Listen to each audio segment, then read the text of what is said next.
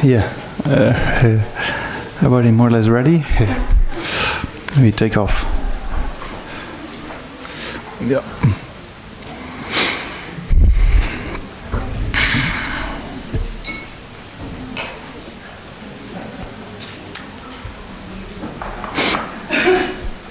So I was planning to do a short prayer, meaning the praise to the Buddha, after generating the correct motivation. And then we do, I was thinking in relation with the verse, a star defective view. Then we do a short meditation on emptiness. Yeah. And yeah, so yeah, are you ready? Yeah.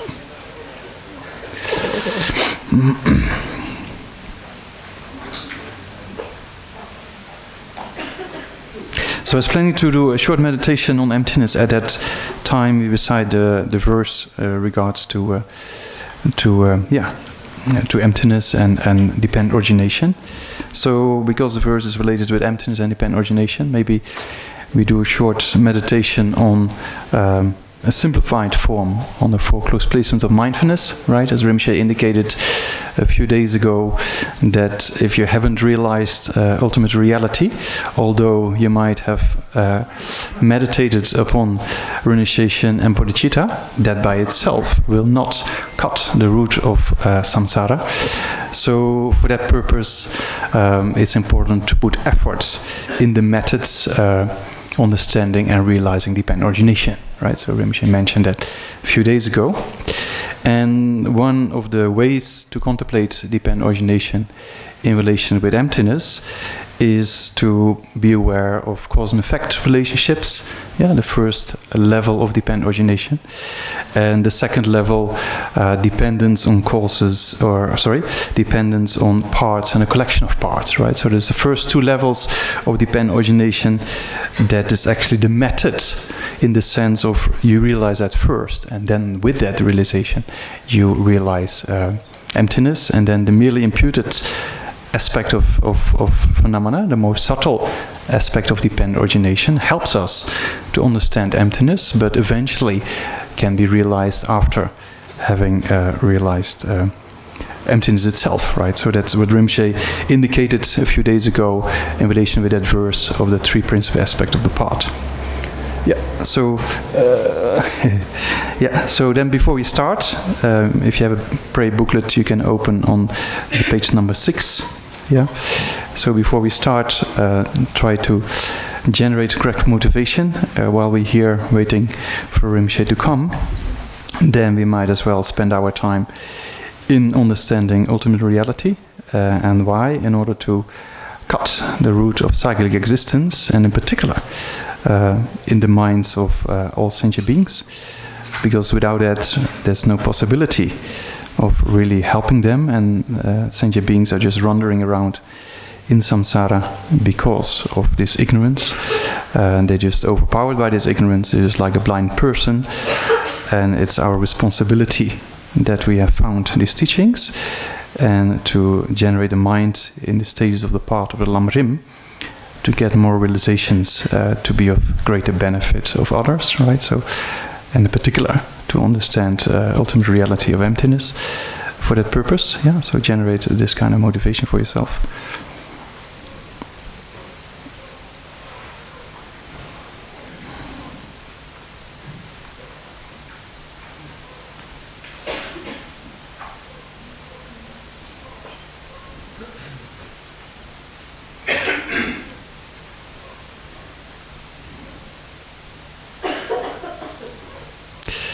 And then imagine in front of yourself Sakyamuni Buddha, surrounded by the masters of the lineage, in particular of the Lamrim and the Alana tradition, you can imagine. And then around yourself, countless beings wandering around in the 6 realms of samsara because of this ignorance and not knowing how to stop this contaminated aspects of rebirth and old age, sickness and death, so they lost, and it's our responsibility to help them. And for that purpose, we start with leading them into the prayer. Yeah, so based on that, we can recite the prayer together. Maybe today we can do in English. Yeah. Guru, teacher, Bhagavan, Tathagata, Arat, complete, Buddha, perfect in knowledge and good conduct, Sagata, know of the world, supreme guide of human beings to be viewed, teacher of gods and human beings, to you, Buddha, Bhagavan, the glorious Congress Sakya Muni, I prostrate and make offerings and go for refuge. To the Guru, teacher, Bhagavan, Tathagata, Arat, perfect, complete, perfect in knowledge and a good conduct, Sagata, know of the world, supreme guide of human beings to be subdued, teacher of gods and humans, to you, the Buddha, and was conqueror Sakyamuni, prostrate, make offerings, and go for refuge. Guru, teacher, Bhagavan, Tathagata, Arat, perfect, complete Buddha, perfect in knowledge and good conduct, Sagata, know of the world, supreme guide of human beings to be subdued, teacher of gods and human beings, to you, the Bhagavan, the glorious conqueror Sakyamuni, I prostrate and make offerings and go for refuge. When, supreme amongst humans, you are born in this earth, you played out in 7 strides, and then said, I am supreme in this world. To you, O wise one, prostrate. With pure bodies, form supremely pure, wisdom ocean like a golden mountain, fame that blazes in the 3 worlds, winner of the best, Savior, to you I prostrate. With supreme science, face like a spotless moon, color like gold, to you I prostrate. Thus free like you, the 3 worlds are not, incomparable wise one, to you I prostrate. The Savior, having great compassion, the Teacher, having all understanding, the field of merit, the cause like a vast ocean, to you, the one contentedness, I prostrate. The purity, attachment, the virtue that frees from the lower realms, the one part, sublime pure reality, to the Dharma that pacifies, I prostrate. And those who are liberated show the path to liberation. The only field qualified to realizations, who are devoted to the moral precepts, to use sublime community tending virtue, I prostrate. Do not commit any unwholesome actions, engage in perfect wholesome actions, subdue your own mind. This is the teaching of the Buddha. A star, an effective view, a butter lamp, a flame, an illusion, a drop, water bubble, a dream, lightning, a cloud. See all consequent phenomena like this.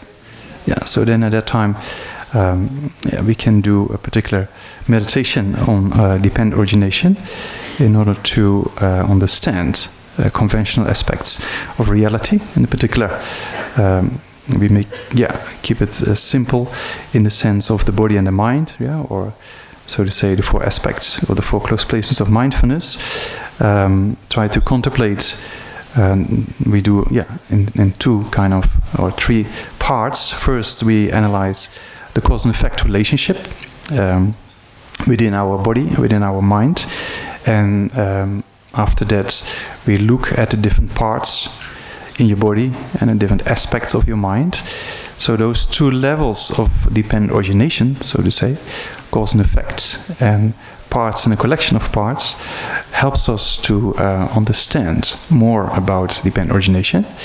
And by focusing upon your body and your mind, you get a kind of idea or experience of what it actually is to have this dependent origination of your body and your mind. And if you build up this experience over time, then it can be the right sign or reasoning to prove there's no from its own side an existing self to be found, right? So it's kind of the sign or the reason that helps us to refute the object of refutation.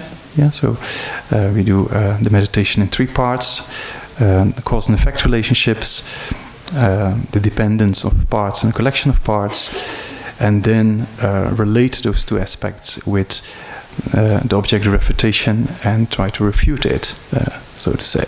So before we engage in that analytical meditation, first let's generate some concentration or calm down the mind initially, and then generate some concentration in what we normally do, the counting of the breath.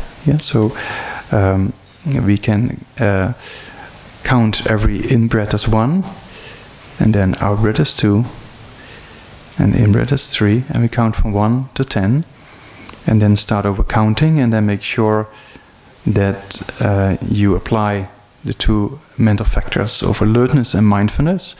As soon as the mind gets distracted, then be alert of that, and with mindfulness bring your mind back to the object of concentration, which is in this case the counting of the breath.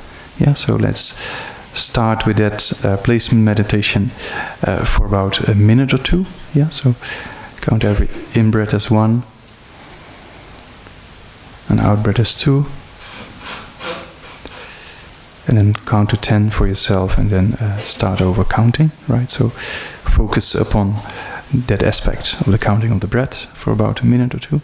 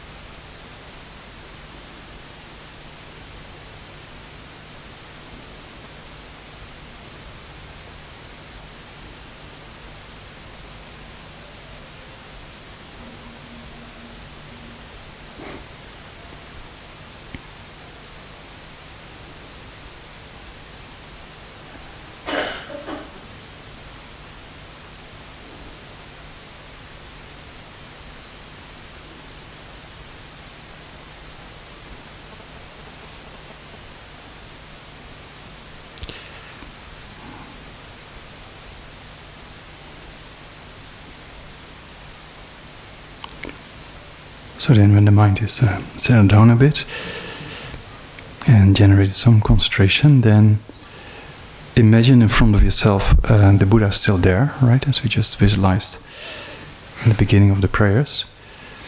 And then focus mainly on the Buddha. Yeah, there's a throne supported by snow lions. On top of that is a lotus, sun and moon disk. And the Buddha is seated in full lotus position, right hand on his right knee, touching the moon disk, and left holds a begging bowl filled with nectar, and is in his lap.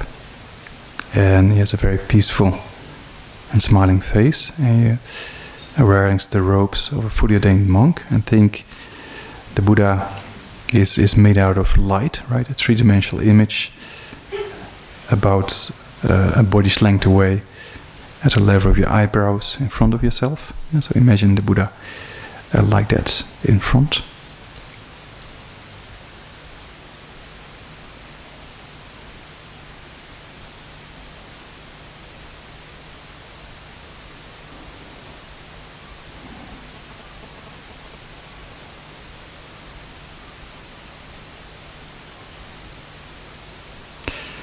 And also if you have a teacher and you have a kind of a relationship from the point of view of dependence on the guru or dependence on the virtuous friend, you can think the Buddha is one with your own teacher, right?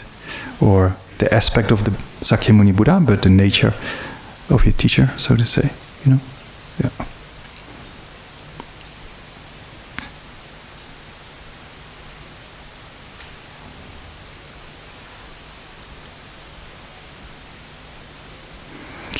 And then surrounding yourself, imagine countless sentient beings, right? A human aspect, but undergoing the sufferings of the 6 realms. And that's all rooted in ignorance, right? So we have the suffering of change, but in particular, the all-pervasive compounding form of suffering, which is rooted in this ignorance. So they're lost in samsara, and they just completely don't know where to go, what to do, and they just constantly create more causes for suffering. So focus upon that aspect and think, I really have to understand dependent origination and emptiness in order to be of real help for them. So generate this kind of motivation, and based on this motivation make requests to Guru Buddha in front and say, please bestow blessings and inspiration for me to be able to realize dependent origination and emptiness in order to cut the root of samsara for all sentient beings. So mentally make a request to the Buddha in front like that. Yeah.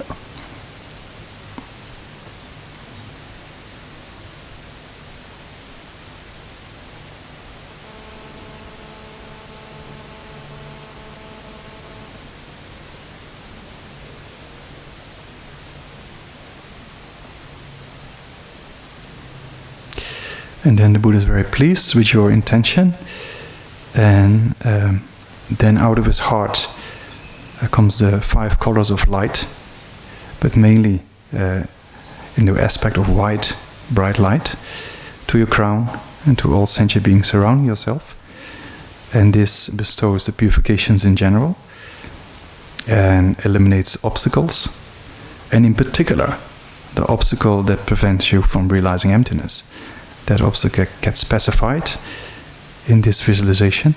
So let's do that visualization of the white light from the heart of the Buddha to your crown, filling your whole body, and pacifies all obstacles and purifies all negative karma. So let's do that for about a minute or so.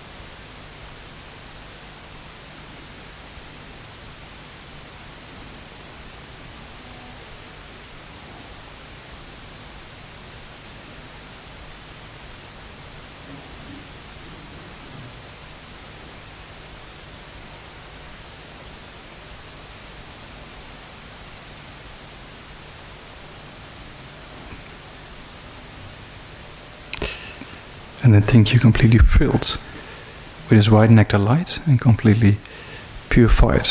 All negative karma and all obstacles are completely pacified. Yeah.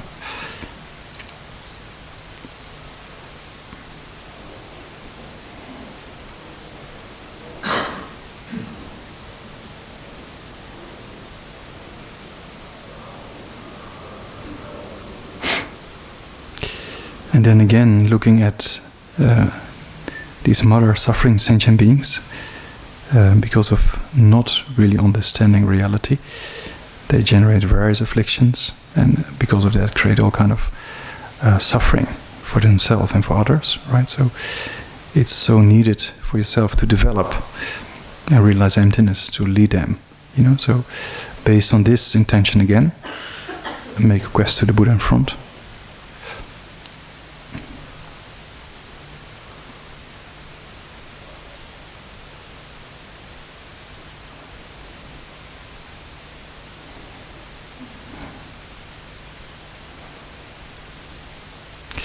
And then this time, from the heart of the Buddha comes the 5 colors of light, but mainly this time it's kind of yellowish golden color to your crown, and the crown of all beings surrounding yourself, and this bestows the imprints or the potentials of the realization of the Lamrim, all the realizations, but in particular the realization of dependent origination and emptiness.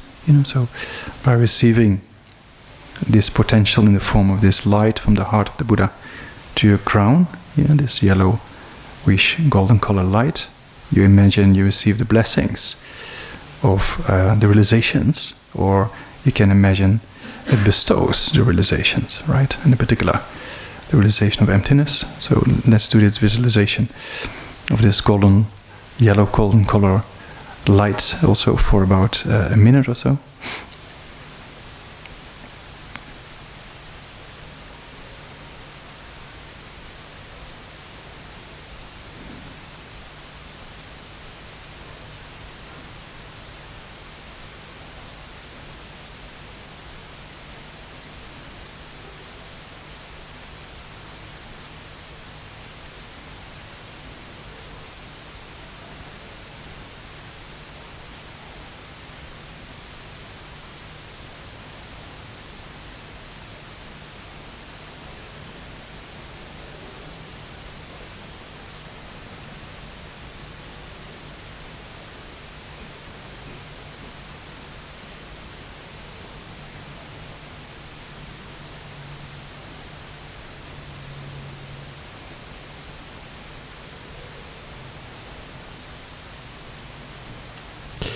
And then think you're completely filled with this golden yellowish nectar light, and that's completely bestows the blessings of get experience and realization of the Lamrim, in particular dependent origination and emptiness. So I think that has actually been established. The mind becomes completely suitable to get those realizations.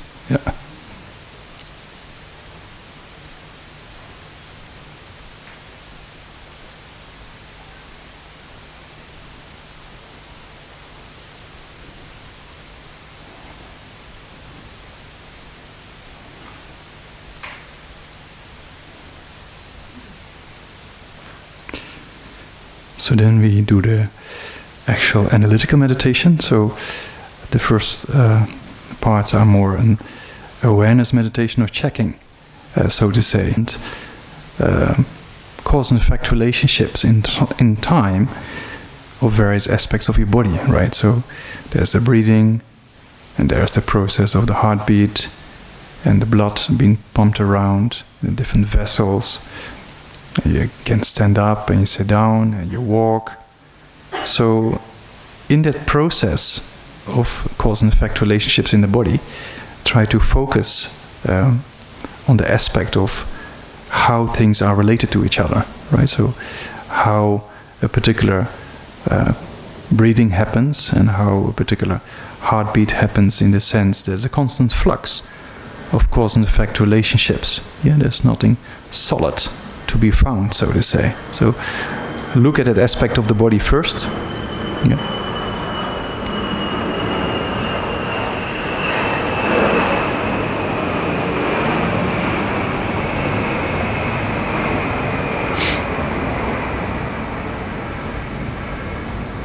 So analyze that aspect for about a minute, a minute or so, a minute or two.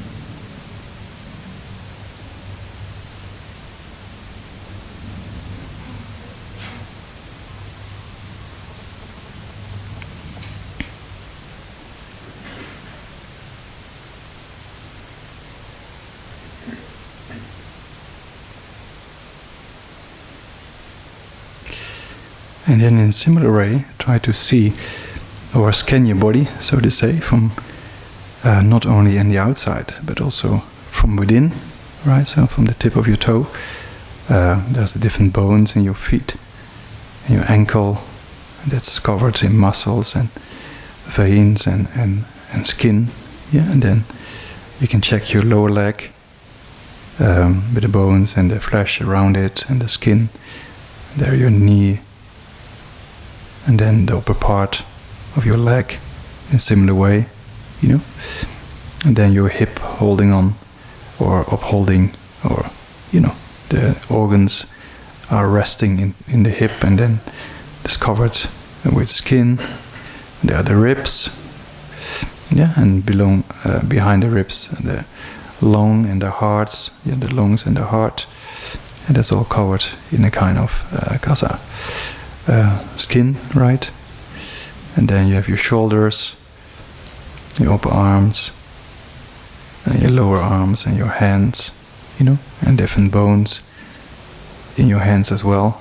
And then your neck, and then the skull with the brain inside, and the eyes and the ears, yeah, and kasa, different open places in your mouth and behind your nose. So try to for yourself scan the different parts in the body in that way, from the tip of your toe all the way to the crown of your head and back and forth, and try to see the dependence of the different parts, you know, how they depend upon each other, and try to see what actually is the body, you know. So try to look at the various organs and aspects of bones and flesh, and try to get a picture of how that's all related to each other. Yeah, so look at that aspect for yourself for about a minute or two.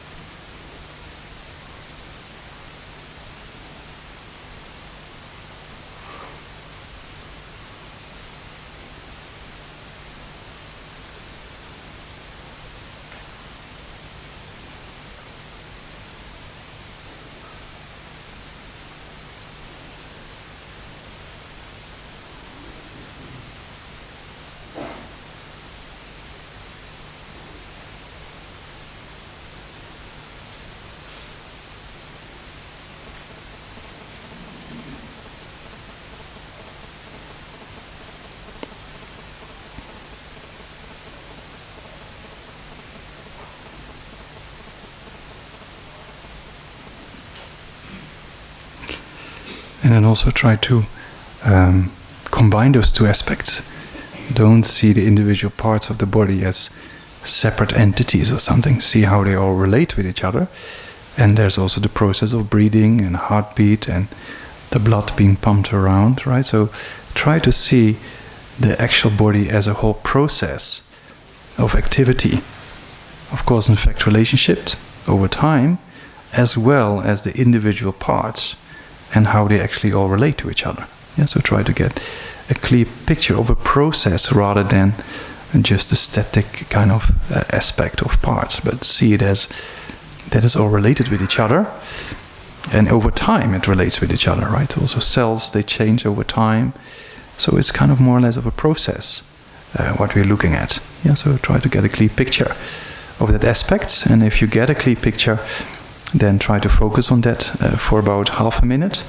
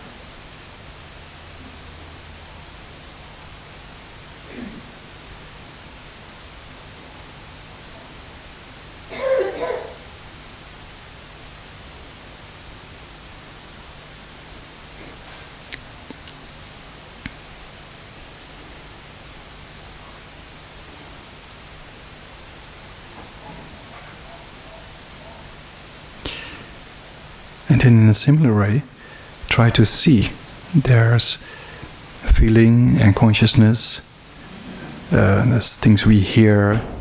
You hear me talking, and then you think in a particular way. You feel your foot or your ankles pressing on the cushion, or the back pressing into the chair or on the cushion, right? So see there's also a constant aspect of consciousness or perception that has particular feelings and has a particular reaction.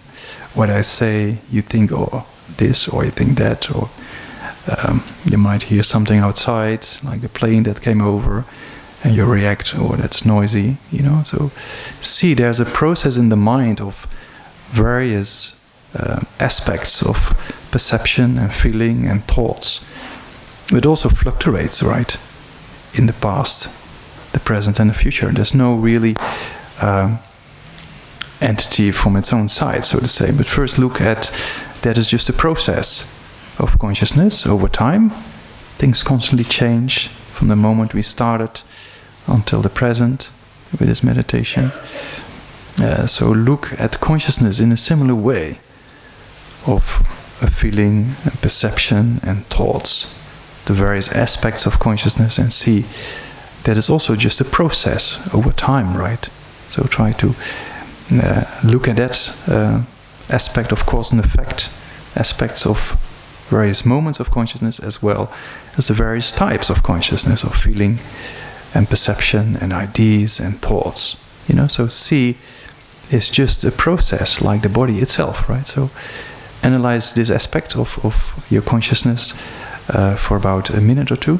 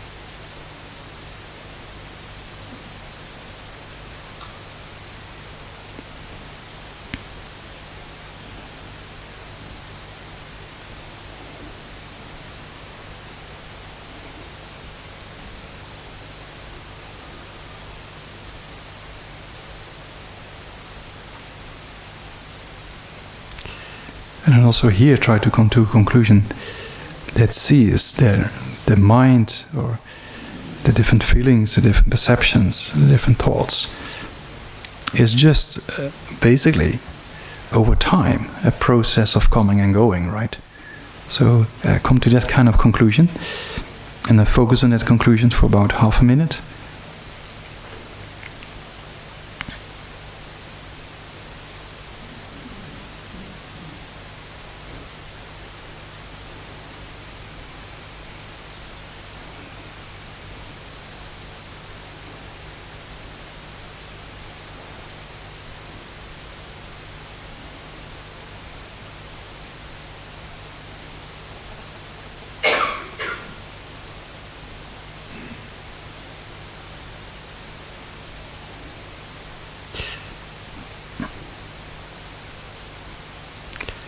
And then the next part of the meditation is to look at how the I appeared previously.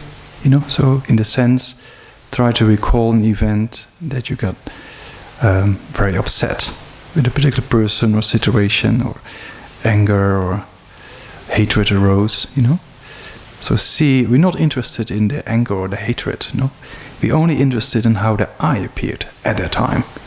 So don't look at the emotions around it, only look at the I, how the I appeared at that particular time, or when you had strong desire that came up, I need this or I want to do that, So we're not interested in the desire aspect, but only interested in how the I appeared. Or when you had an accident or close to death, there's also a strong sense of an I that might have appeared. So try to recall or remember that appearance. Or when somebody criticizes you, then there's also a very strong sense of a self, right? So see how that I actually appeared at those times, that appeared very solid in a kind of inherent or independent way, So it appeared without dependence, at that time. So try to recall either of those events and try to get a clear picture of how that I actually appeared to the mind. So we should try to get clarity of the object of refutation, so to say, right? So how the I appeared at that time. So try to get that clear, and then try to keep it clear for about, let's say, a minute or two. First analyze. For about a minute or two, and then try to get it clear, and then focus on that mere appearance of that I for about, let's say, half a minute.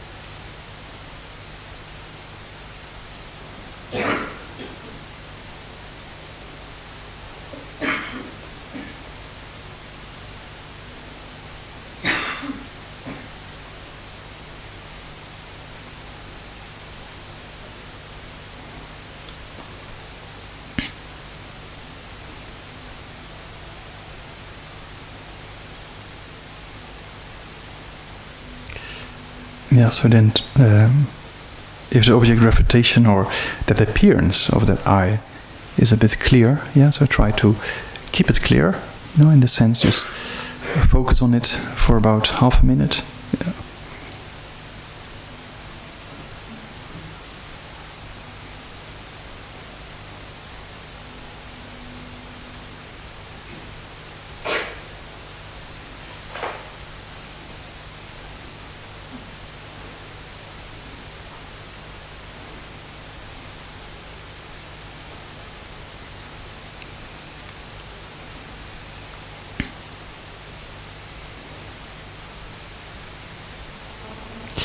And then without losing that appearance of this I, hold it with the corner of the mind, and then the other part of the mind try to see, where is this I? We just analyze the body. There's just a process of coming and going, and various parts related with each other. So can you find this particular I, the way it appears, meaning it appears very solid, existing from its own side, without dependence, right? That's how it appears. But can you find it anywhere? From the tip of your toe to the crown of your head? Can you find it somewhere? In the process of breathing or heartbeat, or in between the various organs? Is it findable?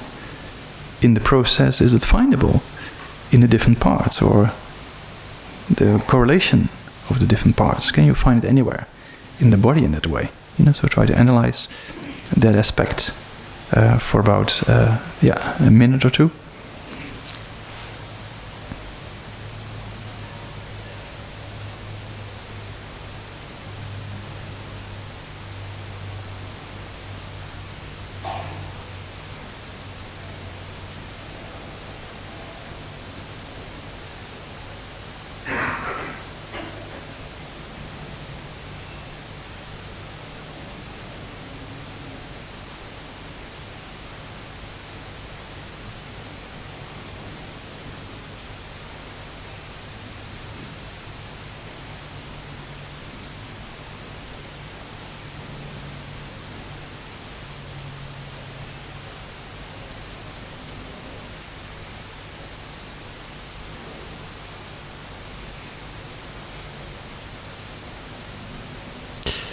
So then you see that actually you cannot find it in the process of coming and going, or standing up and walking and sitting down, or breathing, or the heartbeat. So we cannot find it anywhere in that process of coming and going, right? But also, if you check from the tip of your toe to the crown of your head, all the individual organs and bones and muscles and skin, there is nothing solid existing from its own side to be found, right? So try to see, you cannot find it anywhere in the body. So come to that conclusion, and then focus on that conclusion for about half a minute.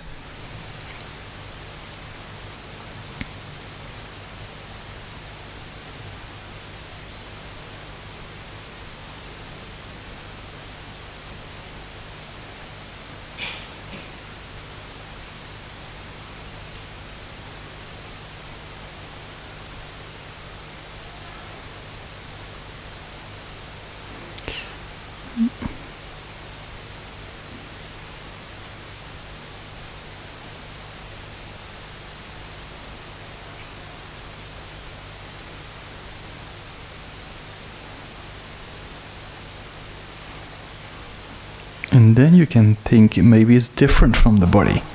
So if you put your body aside, does that I still arise?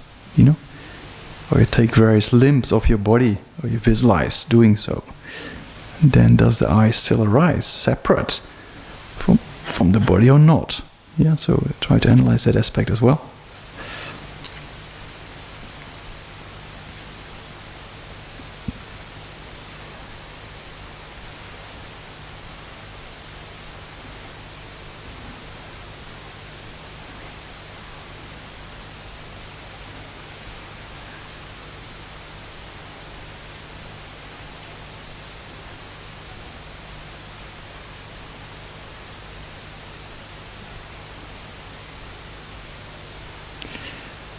And then see here that you, anywhere in the body, you cannot find something that's solid, that's a kind of inherent aspect, without dependence, right?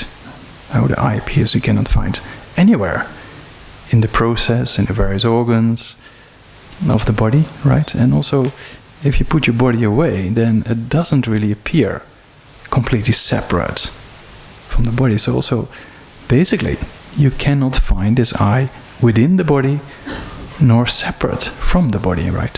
So come to that kind of conclusion, and then focus on that for about half a minute.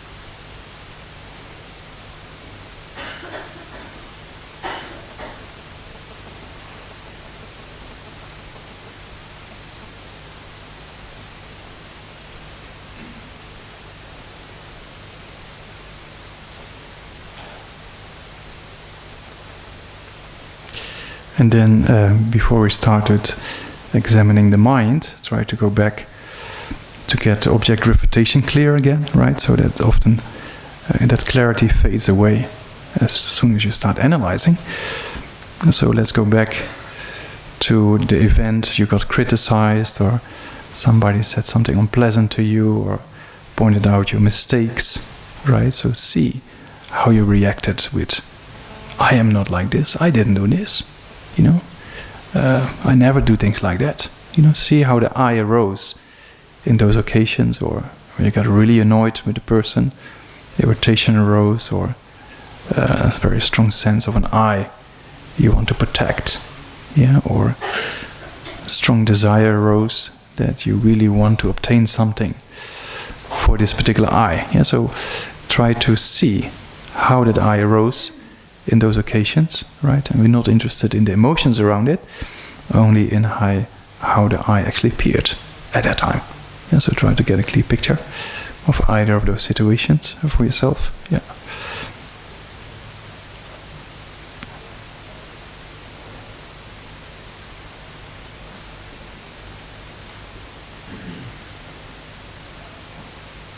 So then we see the I is not there, okay?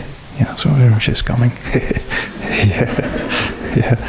So yeah, also in the mind we cannot really find it in the process or kasa in different parts. Yeah, so think everything is basically without an inherent self. Yeah, so see that emptiness of that aspect. Yeah. Oh yeah.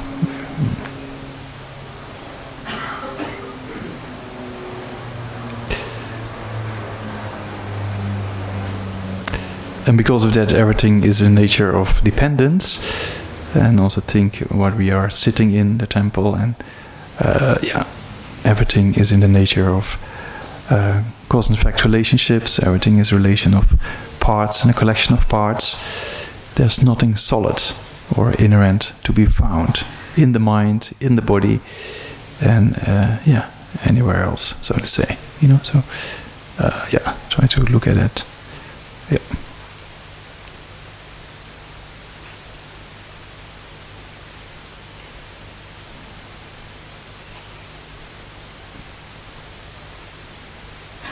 Yeah, so then maybe we just get ready for Rinpoche coming, no? Mare. Yeah.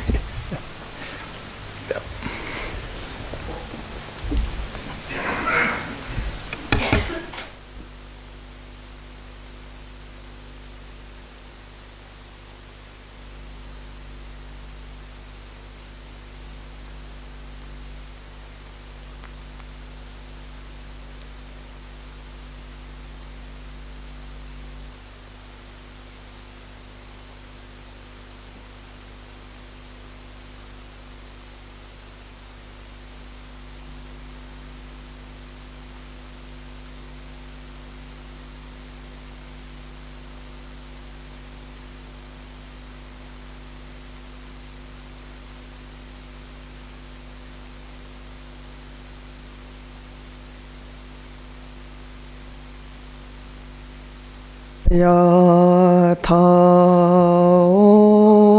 mune mune maha mune so Dayatha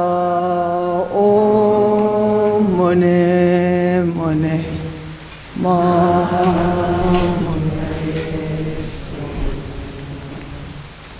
Dayatha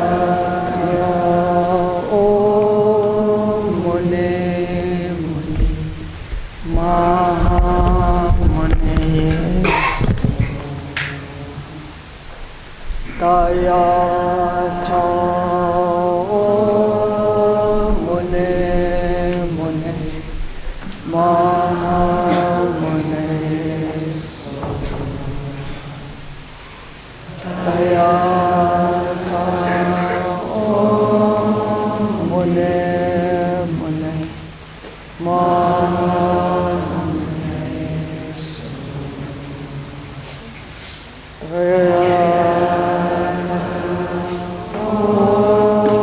mune mune maha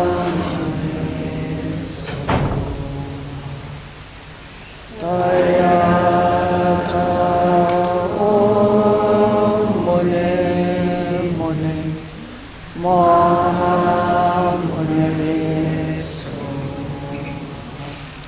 Tayata Om Mone Mone Maha Mone So Test, test, 1, 2, 1, 2, 1, 2.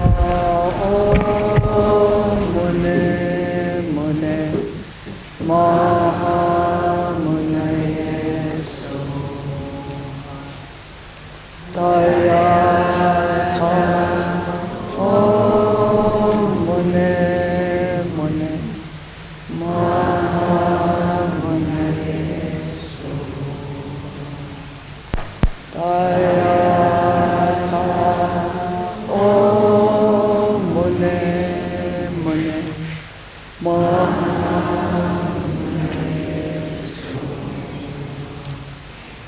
Tayata Om Mone Mone Maha Mone So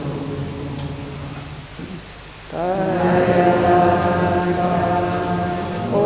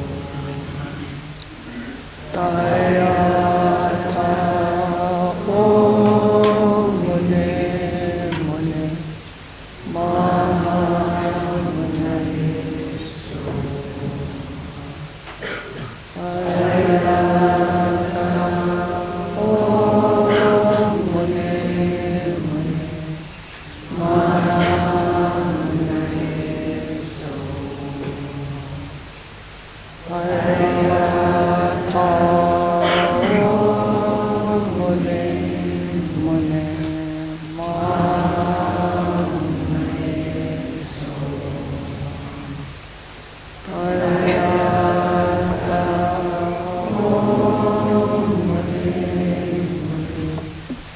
Maha Mone So Tayata Om Mone Mone Maha Mone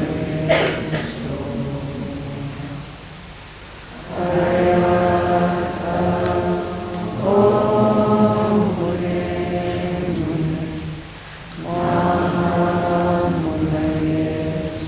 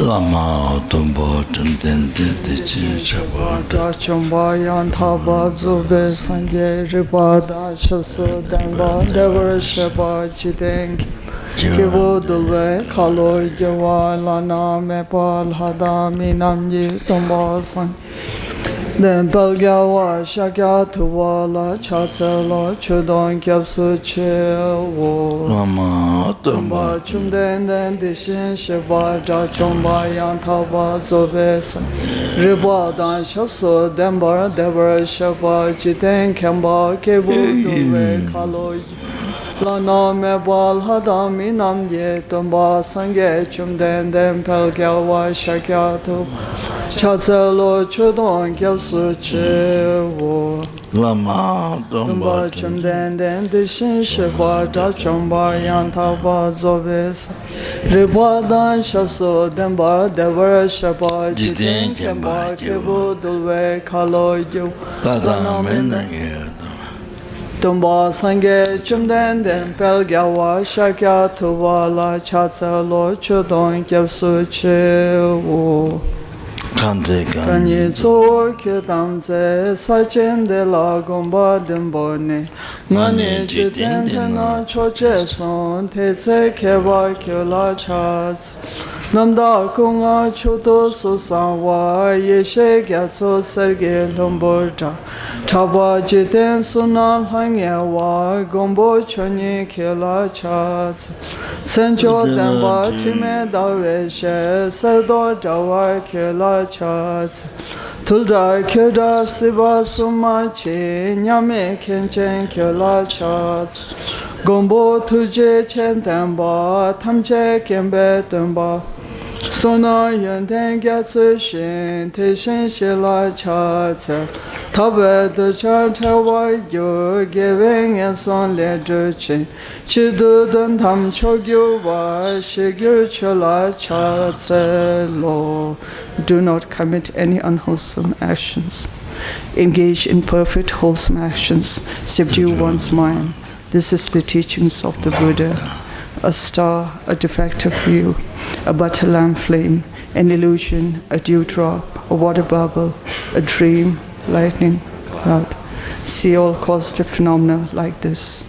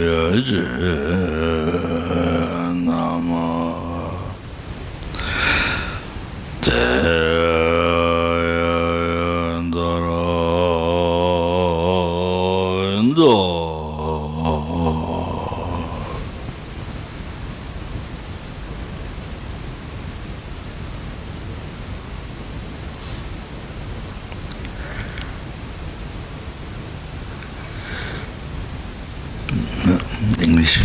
By these merits, may transmigratory beings attain the state of all-seeing, subdue the enemy of false, and be freed from the ocean of samsara, disturbed by the waves of aging, sickness, and death.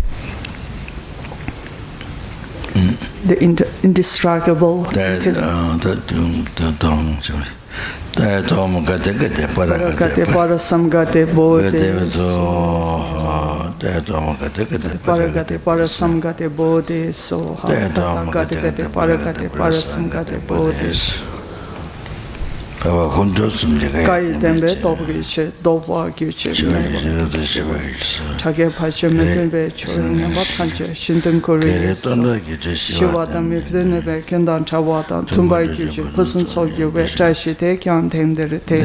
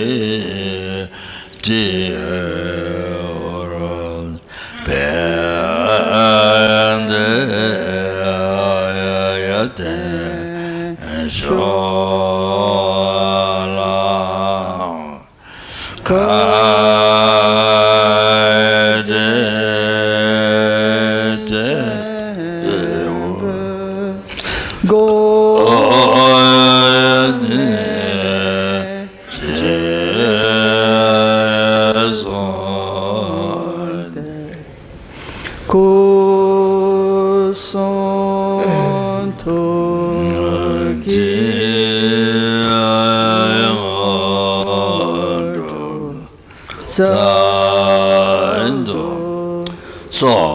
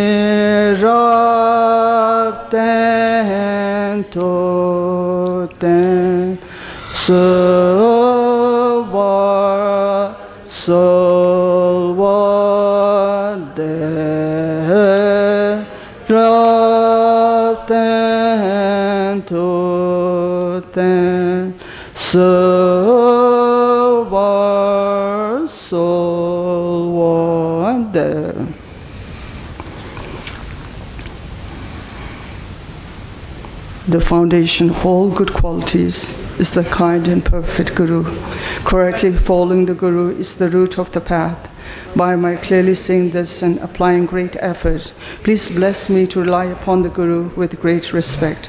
When I have discovered that the precious freedom of this rebirth is found only once, is extremely difficult to find again, and is greatly meaningful, please bless me to unceasingly generate the mind, taking its essence day and night. This body and life are changing like a water bubble. Remember how quickly they perish and death comes. After death, just like a shadow follows the body, the results of black and white karma follow. When I have found definite conviction in this, please bless me in abandoning even the slightest collection of shortcomings and in accomplishing all virtuous deeds. When I have recognized the shortcomings of samsaric perfections, there is no satisfaction in enjoying them. They are the door to all suffering, and they cannot be trusted. Please bless me to generate a strong wish for the bliss of liberation through my being led by this pure thought with great remembrance, alertness, and conscientiousness. Please bless me to make me the root of the teachings my essential practice. Just as I have fallen into the sea of samsara, so have all mother transmigratory beings. By my seeing this, please bless me to train in supreme bodhicitta, which bears the responsibility of freeing transmigratory beings. Even if I have developed bodhicitta without familiarizing myself with the three types of morality, I cannot achieve enlightenment. By my seeing this well, please bless me to keep the vow of the sons of the victorious ones with fervent effort. By my having pacified the distractions to wrong objects and correctly analyzed the meaning of reality, please bless me to quickly generate within my mind stream the unified path of calm abiding in special insight. When I have become a suitable vessel by training in the common path, please bless me to immediately enter the holy gateway of the fortunate ones. Zopa. At that time, the basis of the accomplishing the two attainments is keeping my vows and smayas purely. Then, having gained effortless conviction in this, please bless me to protect them even at the cost of my life. Then, whenever I realize the right points of the two stages, the essence of the tantric sets, and I am enjoying the yoga of the 4 sessions with effort, without being distracted by the non-meditation objects. Please bless me to accomplish these according to the teachings of the holy beings. Thus may the virtuous friends who reveal the noble path and the spiritual practitioners who correctly accomplish it have long lives. Please bless me to pacify completely the collection of outer and inner obstacles.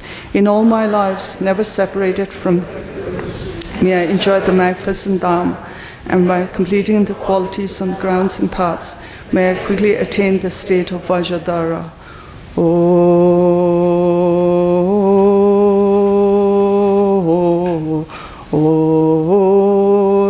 Sashipeki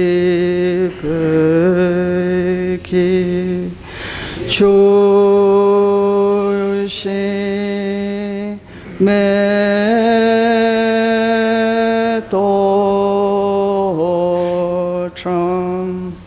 Rera Le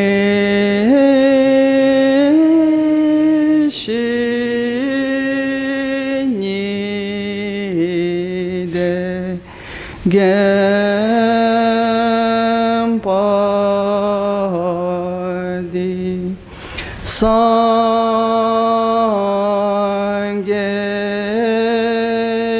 Shindu Mete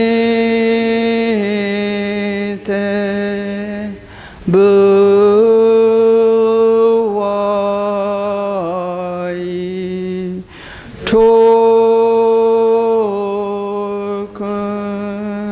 Namanda Shila Chubasho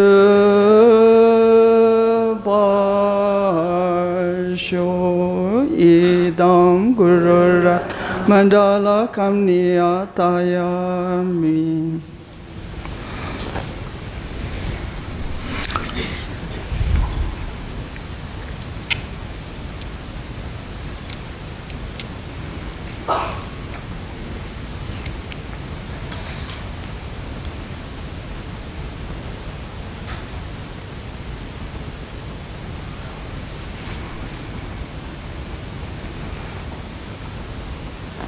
Sanje Chudam Zote Chanam La Chanchu Pado Dani Kapsache Dagi Chanyen Gibe Sonam Dola Penche Sanje Jubasho Sanje Chudam Sogi Chanam La Chanchu Pado Dani Kapsache Dagi Chanyen Gibe Sonam Gi Dola Penche Sanje Jubasho Sanje Chudan Sogi Chonam La Chanchu Pado Dani Kapsuch Dagi Chunin Gibe Sonam Gi Dula Peche Sanje Drubash Sanje Chudan Sogi chonam la chanchu pado dani kesu lagi chunengi be sonangi dola penche sanje rupa shu.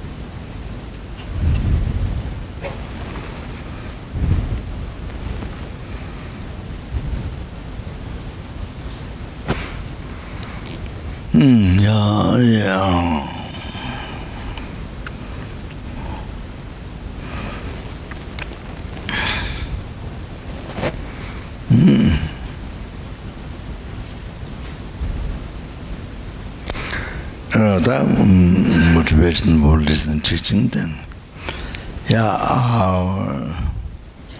Not only that oneself free from oceans of some kind of suffering and achieve the Lord Nirvana, the bliss state of peace for oneself. That is everlasting happiness. I mean, the happiness, ultimate happiness forever. But so that is never enough. The meaning of human life, purpose of you, why you are born human being this time. That's never the enough reason. Even those regarded in the Lamdrim, them is sublime success, the middle sublime success, the goal of the middle capable beings, or to aim to achieve, but reality is that's never your purpose. Why you born human being this time? Well, then they say why you born human being this time? It was in this most precious one there. Well, then this because the numberless sentient beings from whom you receive all your happiness, present and the past, the present, the future, including your enlightenment. But the Dharma Sangha of the refuge comes. So all come from that. So every sentence, every numberless helpings, every numberless anger ghost, every numberless animal, every numberless human beings and Sura beings and Asura beings, everyone are then to be free from oceans of samsara suffering. Not only that, they bring to full enlightenment, Buddhahood, by myself alone. Therefore, then I must achieve state of omniscience, and that.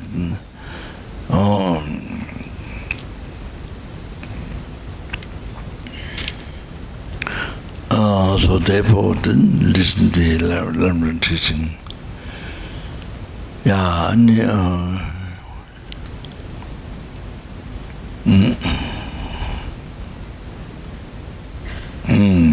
So that's the motivation, special motivation Bodhicitta, particularly in the besides Dharma. It's all like that. So this means every single word that you listen is for not only for you, it's for numberless helplings, for numberless angles, numberless animals, numberless human beings, numberless spirit beings, absolute beings, intermediate beings, for everyone. The teaching that you listen, every single word.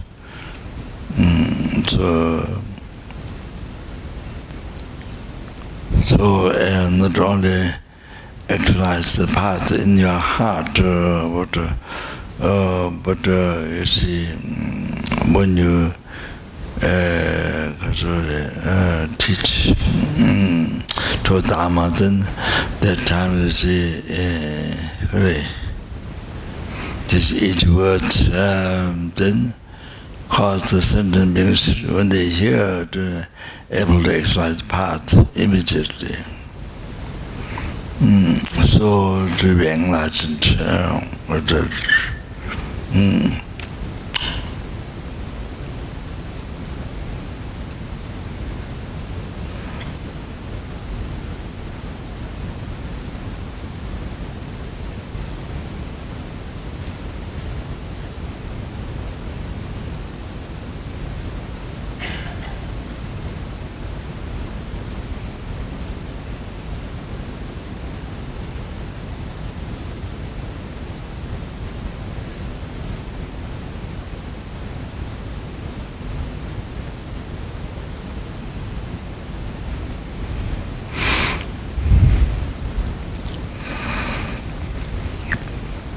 And is it one question? See if I can answer. Yes.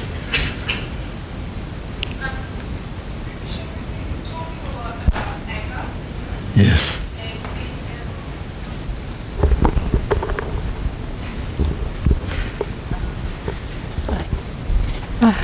Rinpoche. We've been talking a lot about anger in our classes the last few days, in general.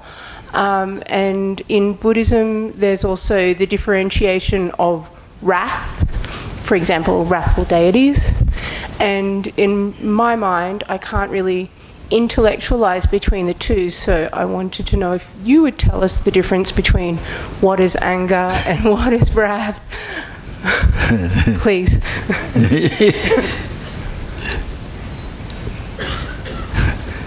Am I qualified to mention?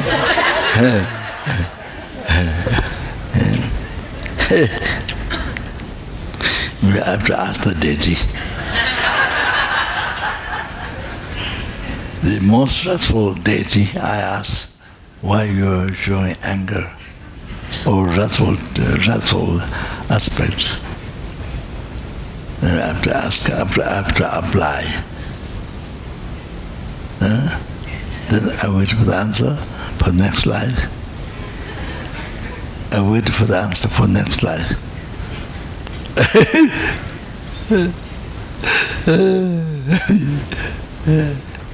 Yeah.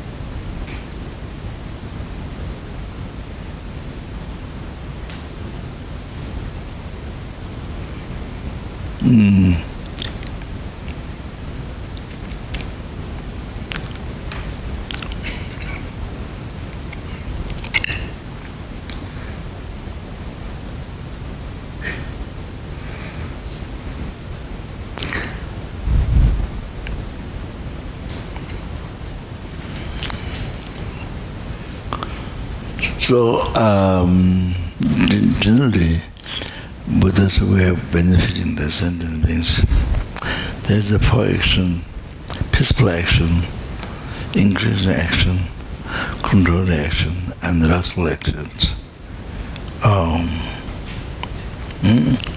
So those whom see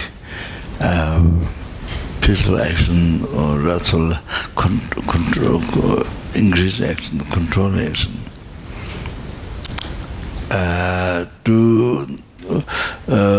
don't subdue the sentient beings, and the only left is the wrathful action.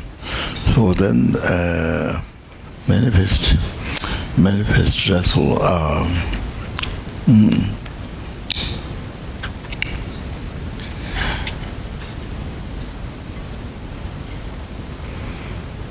manifest wrathful action to those sentiments that other methods don't benefit.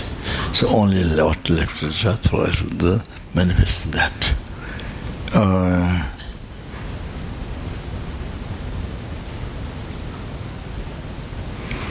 I think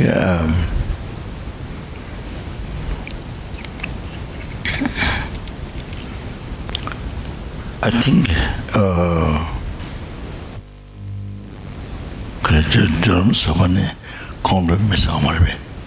Dharma Zopa ne compromise. There's a path, 5 paths to liberation, 5 paths to enlightenment. So part of merit, Tholam, part of merit, and the part of preparation, Joram, the writing part of meditation, normal learning. So there's 5 paths, 5 minor paths to enlightenment. So when you achieve the part of the preparation, to Dhamma Zopa Chucho, to Dhamma Zopa Chucho, to is heat, Dhamma is a tip. From that you don't get a heresy tip. Dhamma Zopa, patience, and then Zopa Chucho, sublime Dharma. So within that part there's 4. So when you achieve that part of patience, then after that, what I recollect something. After that, you don't get angry. After that, there's no anger. After that patience, after that part, the second part is 4 levels: teach, sheep, patience, sublime Dharma. So after you achieve that part of the patience, Zopa, so then there's no anger after that. Anger after that, and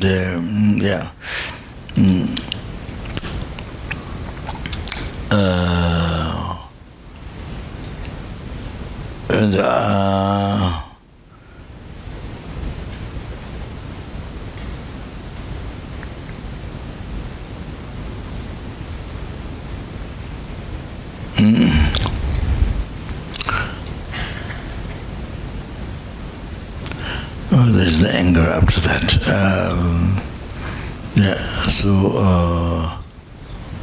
Also there's you have full confidence to not be reborn Lords. After that path, you don't get reborn Lords. After patience, full confidence. So like that.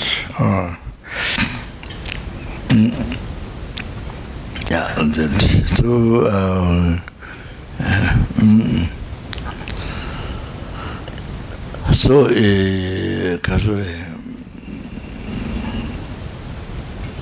that even the Arahats who totally removed the disturbing thought obscuration,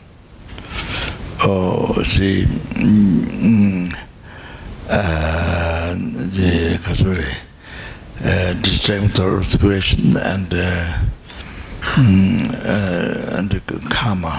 So the cause of samsara is totally removed by directly realizing emptiness, by developing that. So they are detailed in the development the path is the detailed and so totally cease the delusion karma, so no, it's impossible to get angry. Oh, no anger, even the arhatas, impossible.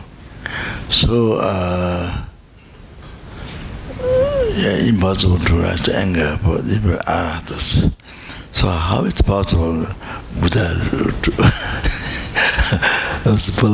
Buddha have anger? Who has totally ceased the subtle department. The Arhata they don't have a subtle department. They have 4 unknowings. Mishibi Jishi, they have 4 unknowings. They have been removed. So no, so the Arhatas,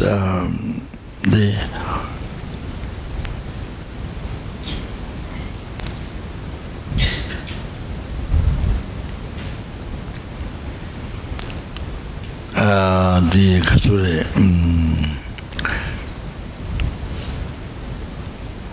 it is said in the text that the peacock has a different color in the feather, so the cause of each color is got a subtle karma.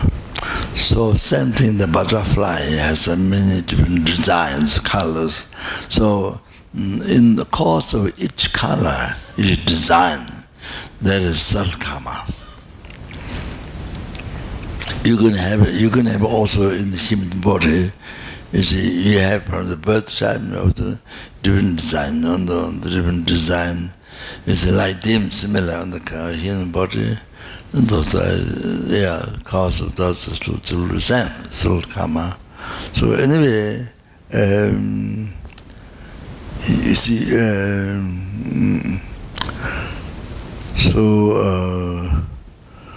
So tiny flower like that seeds here, this you know, this I mean tiny flower, there's so much details, color, designs, so much tiny flower. So the cause of each one is the same, subtle karma.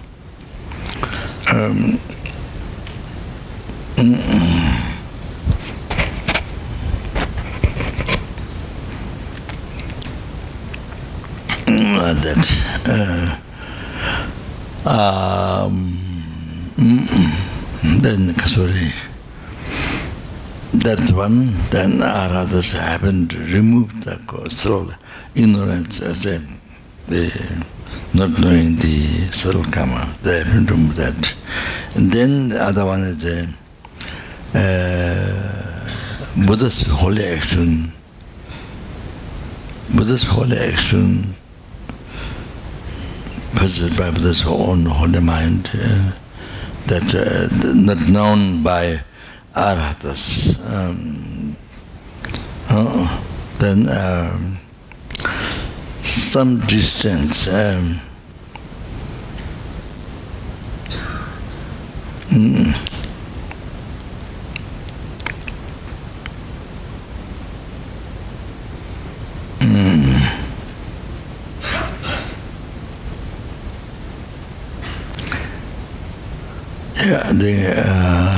Some unbelievable distance.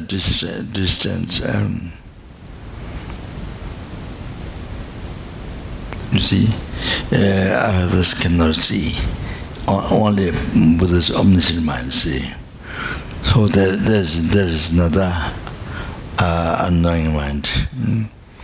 Then the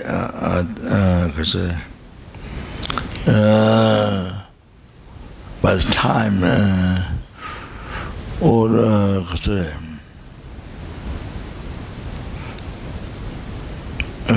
there was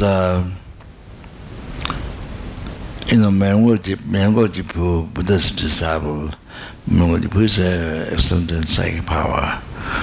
And one time he was with freedom. He went in the hell realm to benefit sentiments. And he came back. He brought the message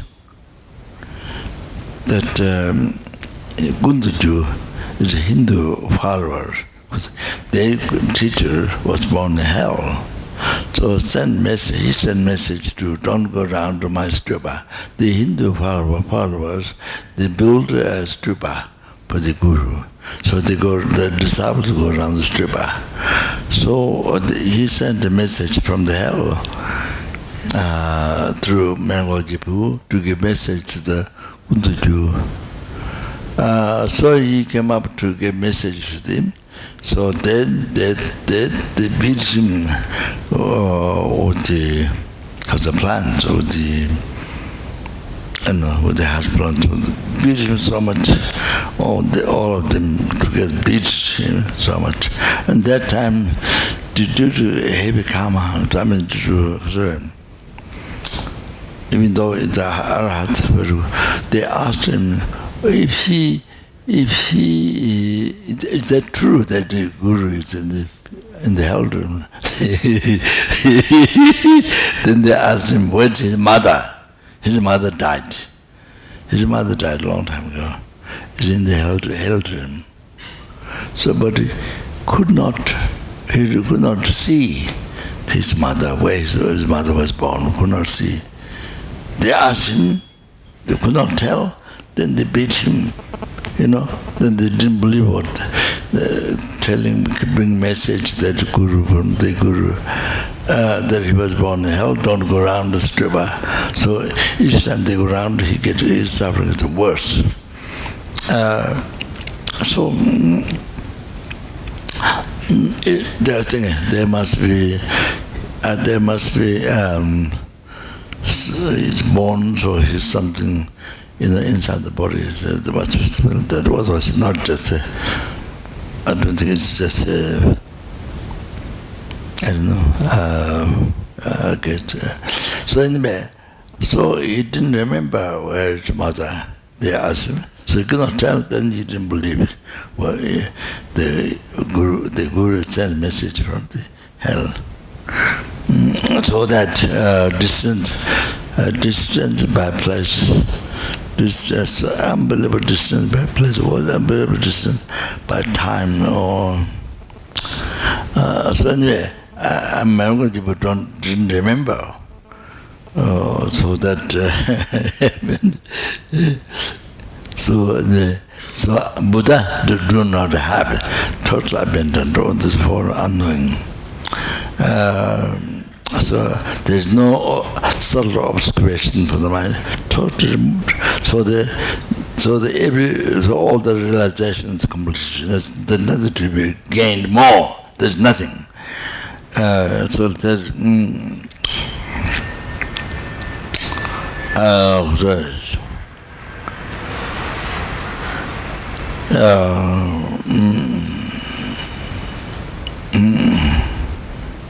so you see, so you see this, like that, the unbelievable tiny flower, you see there's so many tiny, some of the design incredible.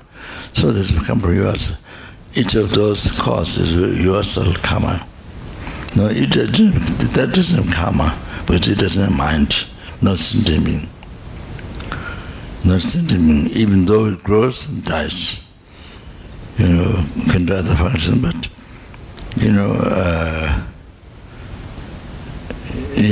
but you see, I just remember rose flowers. You change the water and cut a little bit, then it become either become old. Then you change the water, you cut a little bit the bottom, and then you again revive. So, but it doesn't mean it's a mind.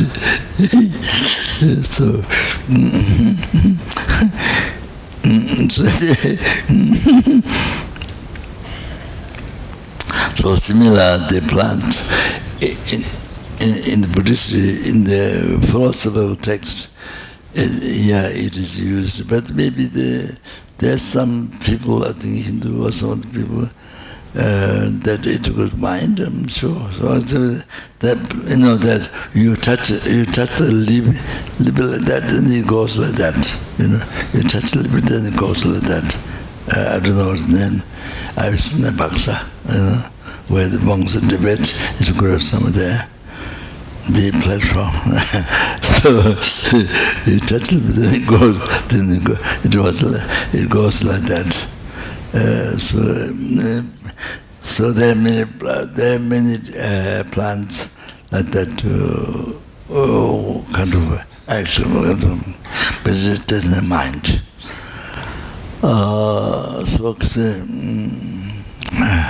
So like that.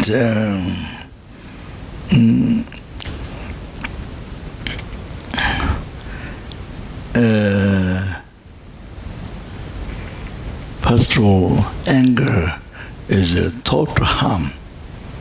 Natural anger is total harm. If you get angry, it's total harm. So Buddha, even Arahata doesn't have, well, can Buddha have total harm to other beings? No way. I mentioned the other day, before you become Bodhisattva, you have to develop compassion to every sentient being, including who harms you, who angers you. You have to develop compassion. So every sentient being, you have to have compassion generated, embraced to all the sentient beings. There's not even one sentient whom you don't have compassion. So this was before the bodhicitta. This was before you enter in the mind path. So there's 5 mind paths, the 10 Sutra, then enlightenment. So how Buddha have thought to harm others as possible? No way. Yeah. So the great compassion is generated. Great compassion is a way, is a method, is a way to develop both. After that, you develop the special attitude, to feel the sentiments from suffering, bring enlightenment by only yourself. By only yourself. The special attitude. Then there's after that bodhicitta comes.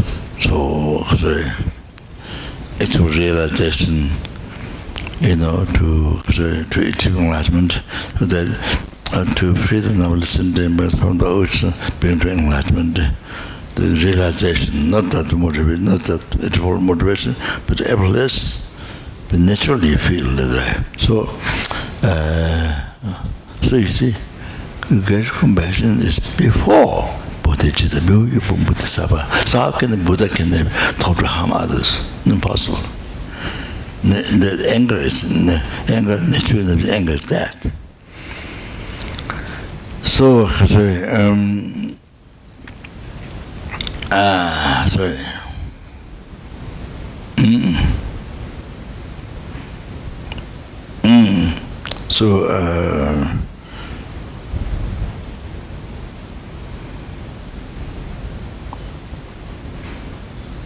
So the action benefit of a sentiment, pacifying, increasing, controlling, doesn't mean only left it wrathful, then manifest wrathful, manifest. There's no anger there. Anger, even before entering mind, but there's no anger. There's no thought, there's no anger, there's no. As I said, you have general great compassion to everyone. It is so part of preparatory parts. There's 4 levels, part of patience. Then you have anger. So therefore, how Buddha would have anger? Impossible. So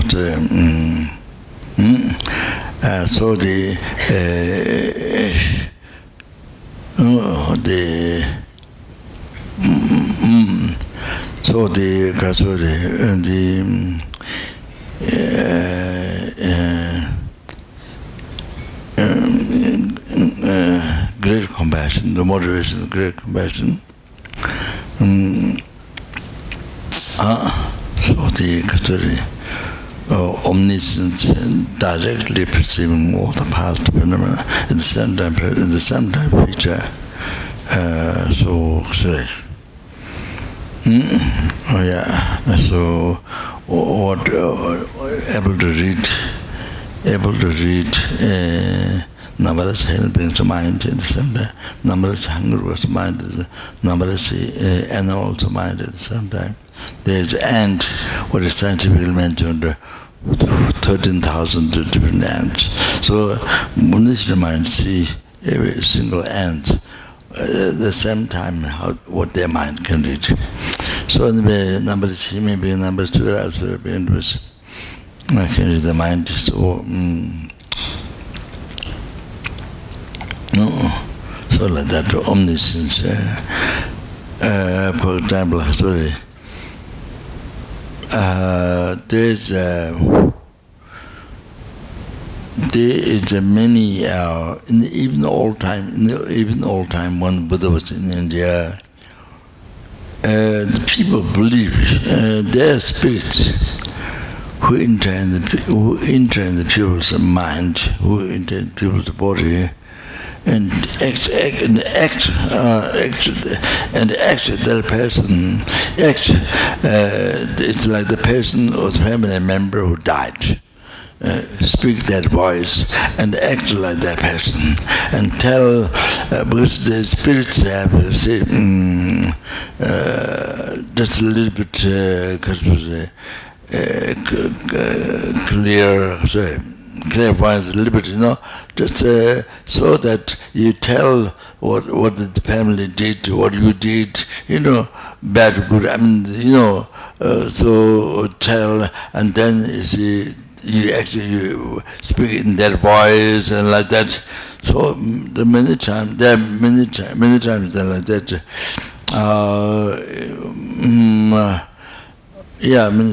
that. Many countries, and then many people believe that the real person. So that then entering that, then the person says, I want this, I want this, I want that, I want. There's such mentioned as there's a Singapore, there's a Lama Philip, and so his father, something happened like that.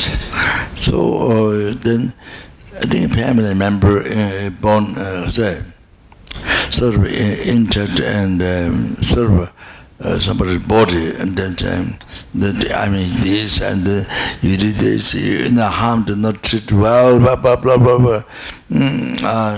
Then he want this, he want that, so much money. So he spent so much wealth, so much money for that. So because believing in the real. So there happen, many people believe that, and the so many people get cheated by believing that. So the Buddha said it's not true. Buddha said it's not true. The people didn't believe. So many families to bring the grants, to bring grants from many people, many family. Then wrapped up, then piled up, huge, big public. Then Buddha, you see, mentioned Buddha predicted. So people believe what the Buddha said. So Buddha predicted from which family and which grandside, without looking, he explained everything. So then the people start believing after that. So there are spirits who acted like that. That not a real family member, not that. It's a spirit who acted like that.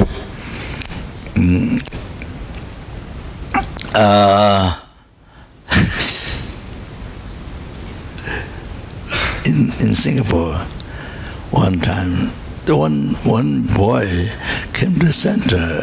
It's the first time. started to come center not so long ago. I gave her one mala. And then you see the spirit who acted me, the Lama Zopa, who acted. Then he tells him, advise him things. Then later, actually me, he's saying Lama Zopa, I'm a Lama Zopa. Then, do you remember? In Singapore, so one day, his family, and there's a Chinese man who became a Christian, and who advertised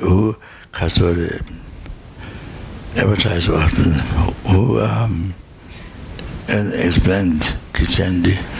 The Chinese person, so he signed to them to become Christian. So they came to me saying, asking please to release him from me. But there's nothing to do with me, the spirit. So I don't know what happened afterwards, I have no idea. But they came to me. So you can understand sometimes spirits,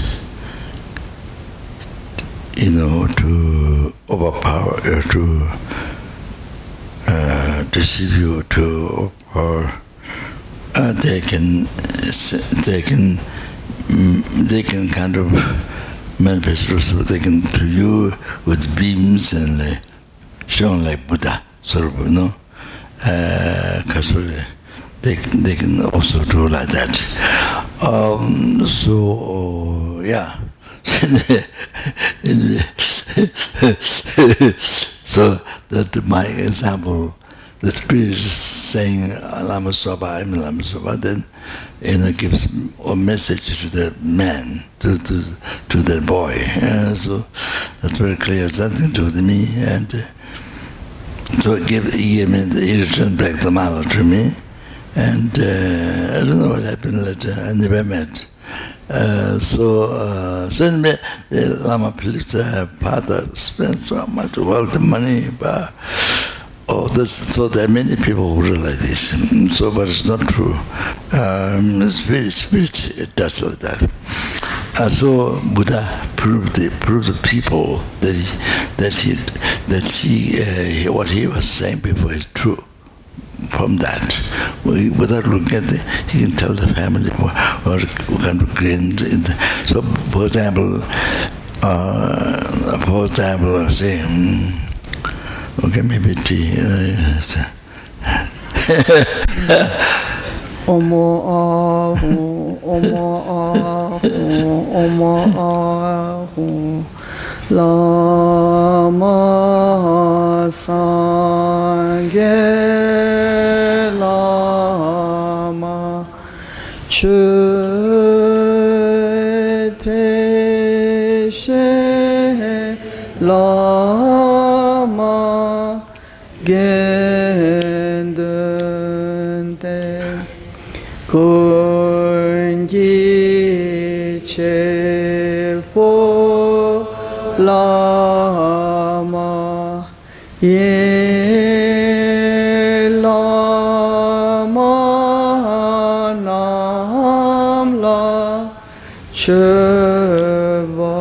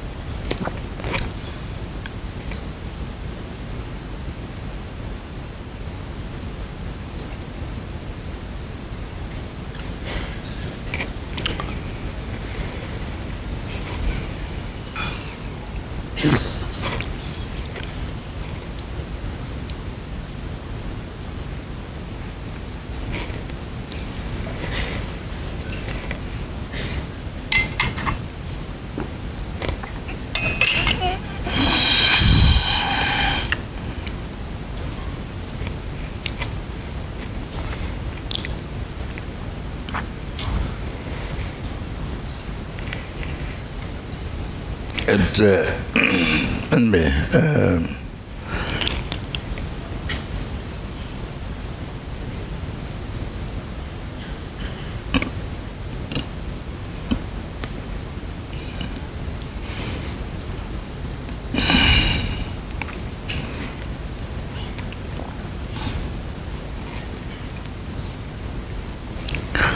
there's a geshe in the maybe I hope it's okay to mention publicly. The geshe in the Bajragini, Geshe Latin.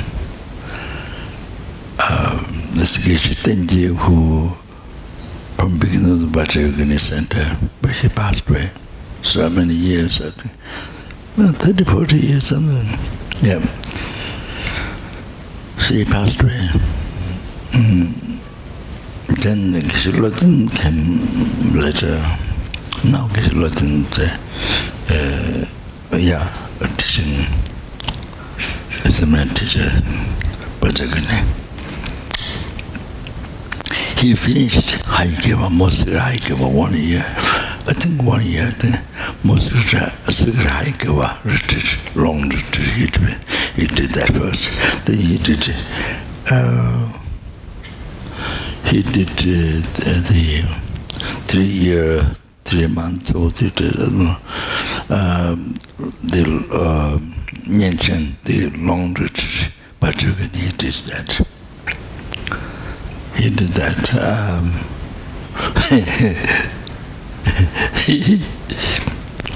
So after 15 days, I think, not dream. He has I think he had vision of the Bajragini. It's like he saw. But he didn't believe. Because he heard spirits can cheat you, spirits can do that. So he heard that before. So after 15 days he began the retreat. After 15 days he saw, but he didn't believe. So then, I don't know, my observation is good or bad. Well, I think he didn't ask, but I checked, and it seemed to be real. But it's good, but in some ways it's good, because then everything pride, I so much pride, they think you're so good and pure, and so is that thought rise. So then you stay humble, so there's not that danger. So I told him, I made a joke to him, it's a real one, and she's waiting for you. I made sort of little joke, but it's not a complete joke. So, but he heard the spirit can do. You see, he didn't believe it. But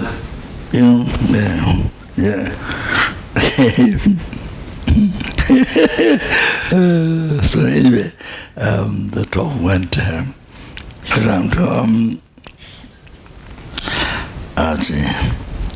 For example, a simple example. You see, somebody, you want to help somebody, no other method to pacify, increase and control doesn't help. So only things to show wrath, only that helps the person.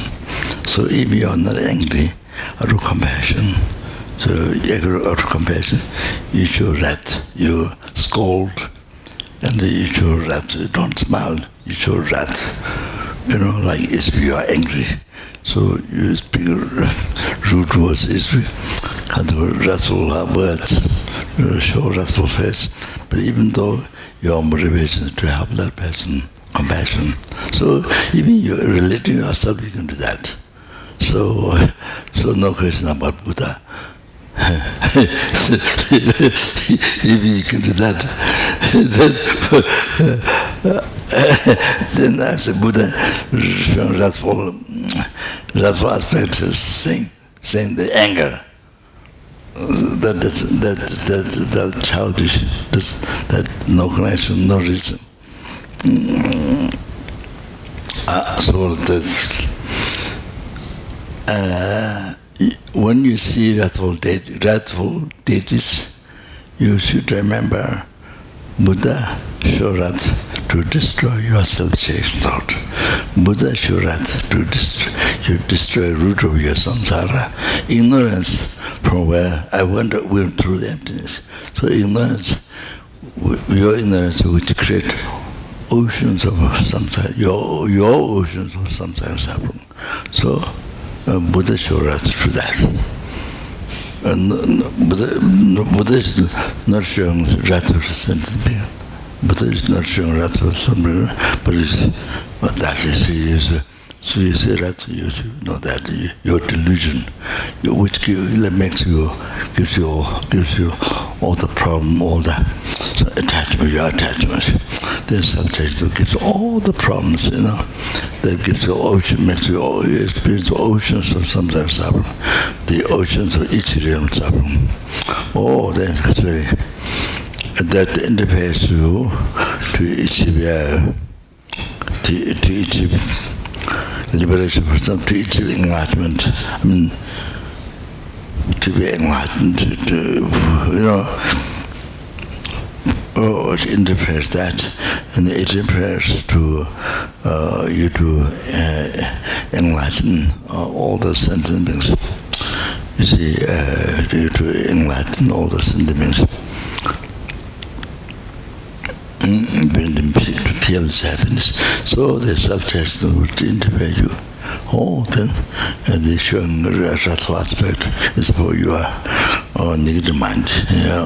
So that's very good to think that. Like that.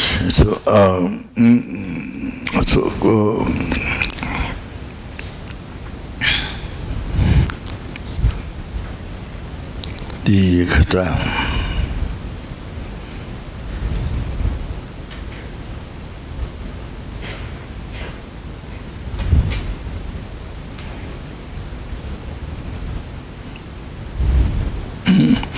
to subdue that, to eliminate your selfish thought, selfish mind, the ignorance that creates your samsara, to whisper that and show wrathful aspect. So like that.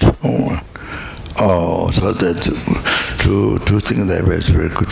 So that is an outer compassion, and outer compassion. So as we explain the path to enlightenment in the great compassion from the Buddhist,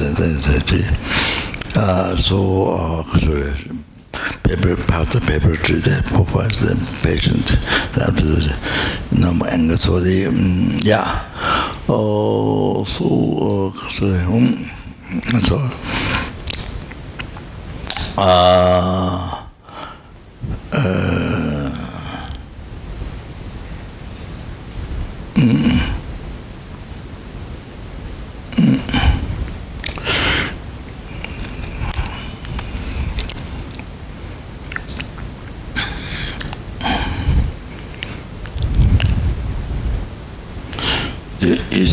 you see,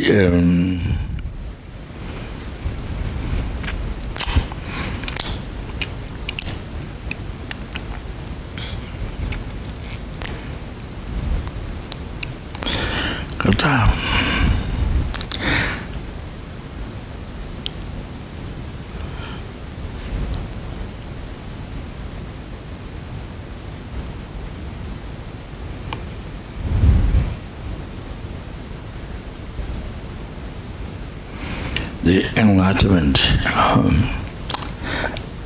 the Buddha would unify state of Vajradhara. So that is the unification of learning. The Buddha's holy mind, the holy body. Holy body is not like this, bone, flesh, not like that. So that extremely subtle mind and body is nothing like this. Like you have this suffering.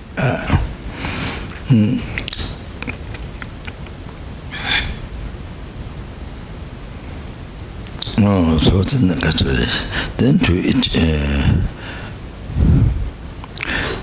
achieve that, so that if you achieve that, then you're going to perpetual for something. Then no mistakes, perpetual. So say, as I mentioned before, omniscient mind.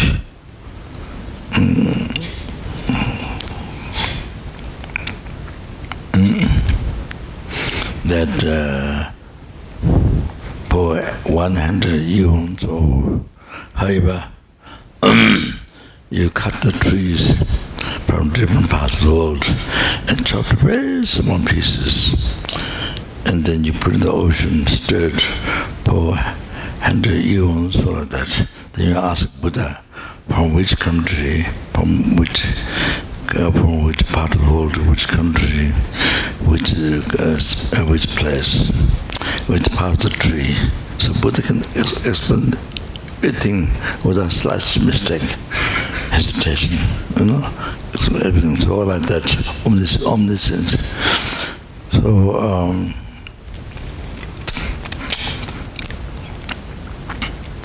So to achieve that unification of normal learning, then you have to achieve the unification of learning, the unification of those two.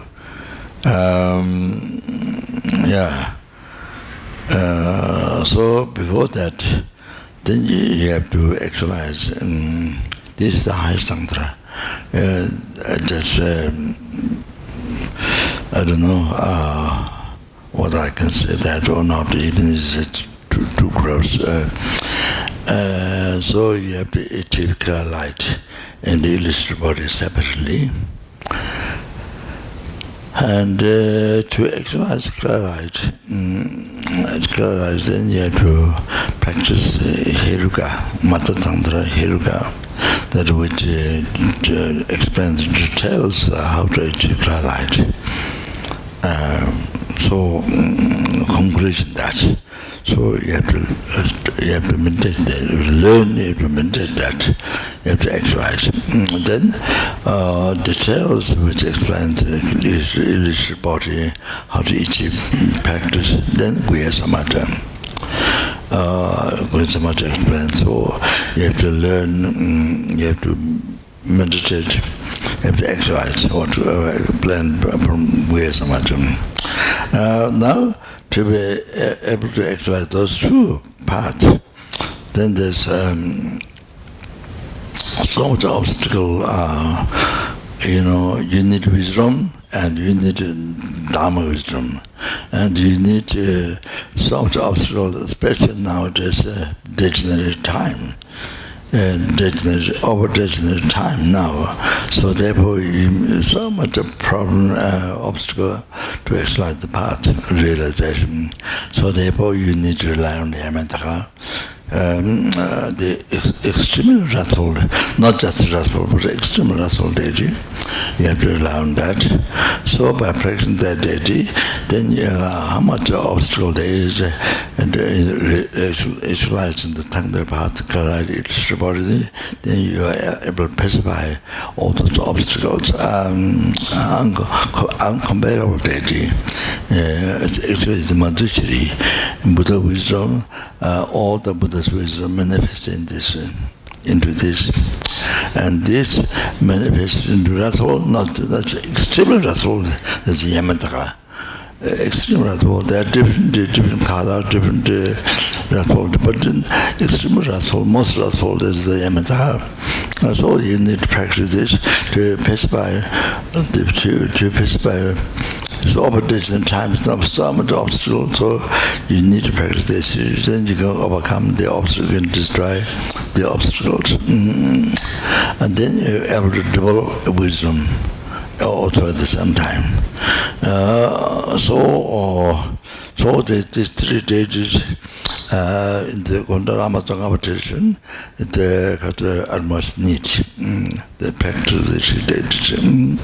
It's got a very special practice in 3 stages. So like this.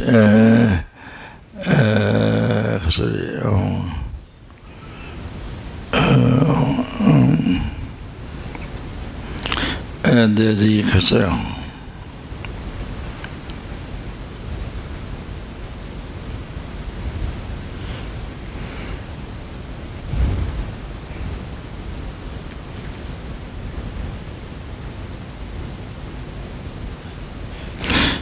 Even so Yama is the opposite or you should pay from. So Taka is the antidote. So Shinji is the what you should pay overcome. She is the remedy. You know, so they say.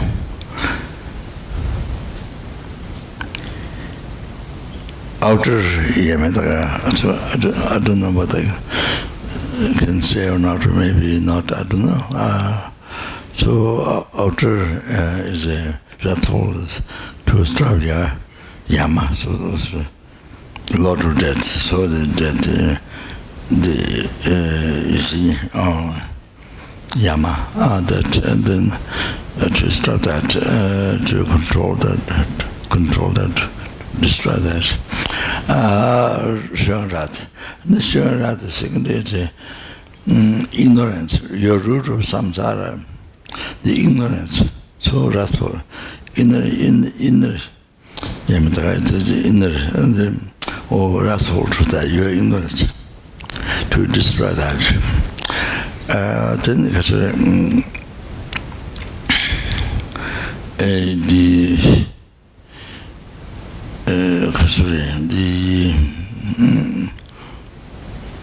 so that the definite independent meaning is outside, but definite meaning is wisdom realizing emptiness. That's the ultimate meaning. So, so that's what destroys your ignorance, eliminates root of your samsara.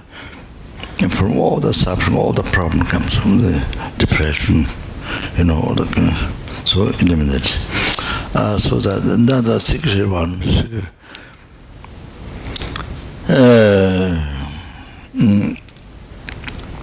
that's the category. Transcendental wisdom, that incredible joy. So anyway, those students who receive the tantra teaching, high tantra, they may understand. So so the unification of method wisdom. So the wrathful to in tantra root of samsara is not explained ignorance, but is tantra your impure subtle winter mind. So then so pacify that, destroy that, show that, all like that.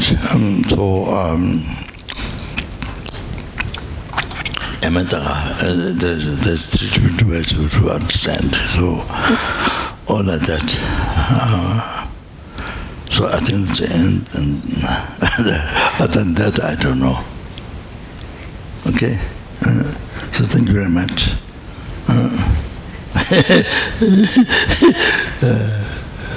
And other than that, you can use yourself with the compassion. You love somebody, you call compassion, but then no other means can help. Only you should rather you scold, and you should rather outside. Mind is compassion. So sometimes you need to do that. You see? So, so you don't need to tell Buddhas. You can use yourself example.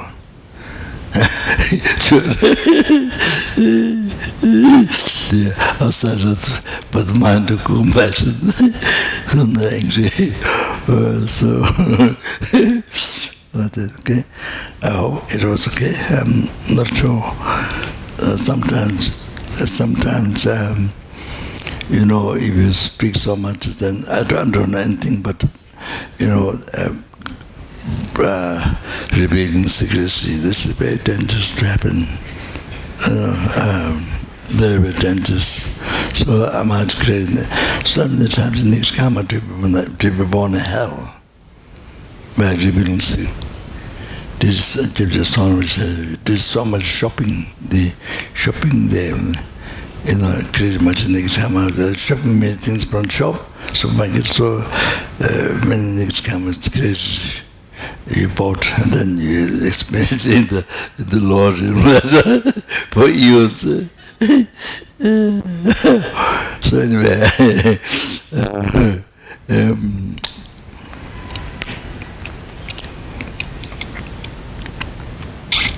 okay,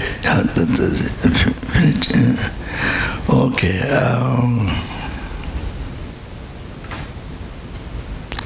So I want to clarify, since I talked about shortcomings, anger, so now I have to say the dedication.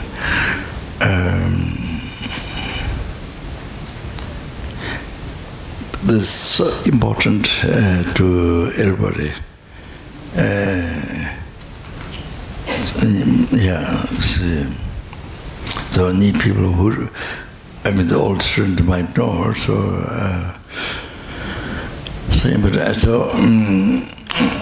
I said, you know, even you make $1 billion charity to all the poor people in the world, and then at the end,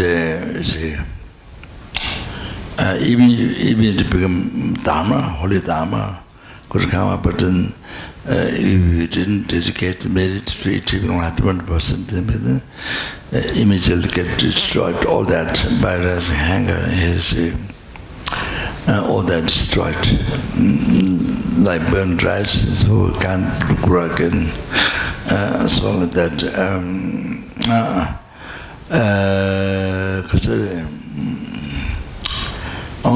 So the dedication at the end. If you collected merit, that will become real Dharma, then become merit. So that was the motivation that begin. See, that's especially bodhicitta motivation. Even you don't have actual bodhicitta, but effortful bodhicitta. So even you don't have effortless. But if you have at least you have absolute bodhicitta, so general bodhicitta. So you collect more, you collect merit, you collect good luck more than sky.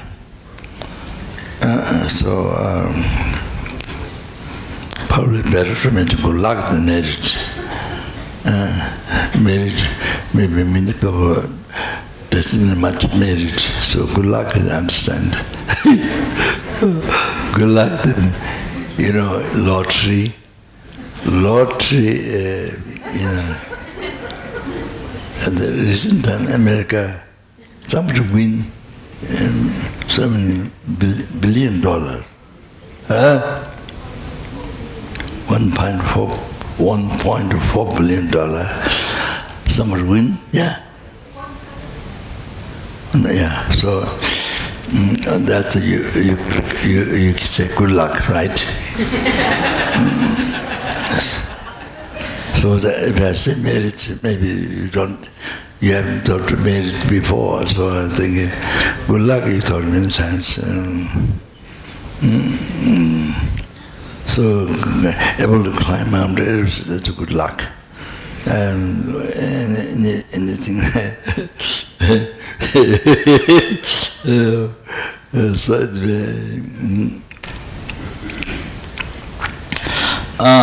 yeah, sorry, one thing. So you see, dedicate much when practice finished. it's only Dharma, to become only Dharma. And then because much dedication, you should not just leave it. Otherwise, anger can arise anytime. Our mind has been habituated with anger from beginningless rebirth. From beginningless rebirth. So easy to rise anger. So immediately overpowered. You are under the control of anger, or not like that. So also heredity, all the merit you, if you really become Dharma, only Dharma, then all the merit, totally, as I mentioned before, totally destroyed. So that's great, incredible loss, great loss. So should do dedication after you practice, after you finish the practice. So like that, even you made charity to a beggar, 1 rupee or less than 1 rupee or whatever, you made charity to somebody, and then you see one person or many people, whatever, dedicated marriage at the end. So whatever you did, that became Dharma, or so much dedicated marriage, also that. So dedicating to achieving enlightenment for something is like drop of water goes in the ocean, then as long as the ocean there, drop is always there. Drops mixed with all the rest of water, ocean, then it's always there. So it is unceasing. Since you dedicated to achieving enlightenment, it's like for enlightenment. So it becomes unceasing. That marriage becomes unceasing.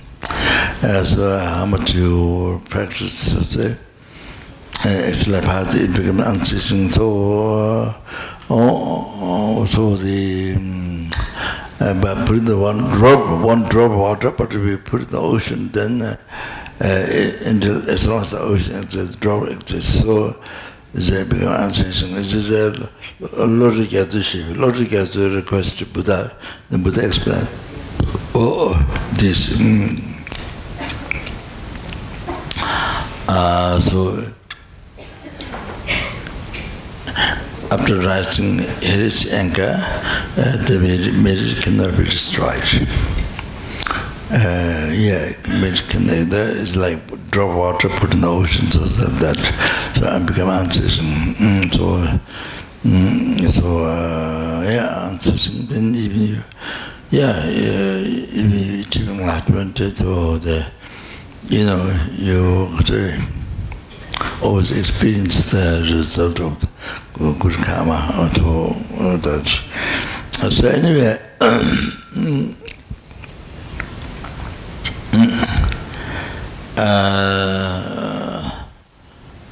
you dedicate them, then how you should do the most powerful way is because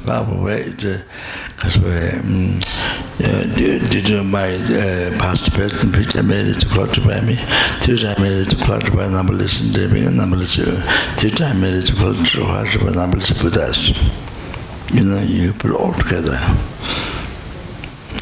together. So the merit was so powerful.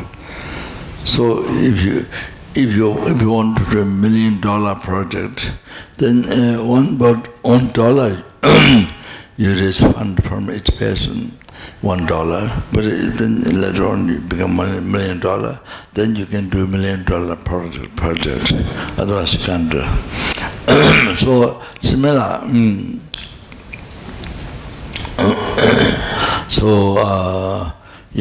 They do that. The particular now, or you did meditation or charity or whatever practice you did, or then manage that. You see, then do that merit, and then may I achieve enlightenment and lead to all the sentient beings to enlightenment. So you dedicate for enlightenment like that. So all the merits, even the present, whatever practice you did, the merit, all has become unceasing this way. So always can enjoy the unceasing, like put one drop in the rest in the ocean, like that. Like that. If you rise anger and heresy later, what happens? There's a huge mountain, and many trucks can carry the rocks away, but the mountain is still there, even though carries many rocks away. So it became weaker with less rock. So weaker, but it's still the mountain there. So like that, Pavanga gave this example. So like that,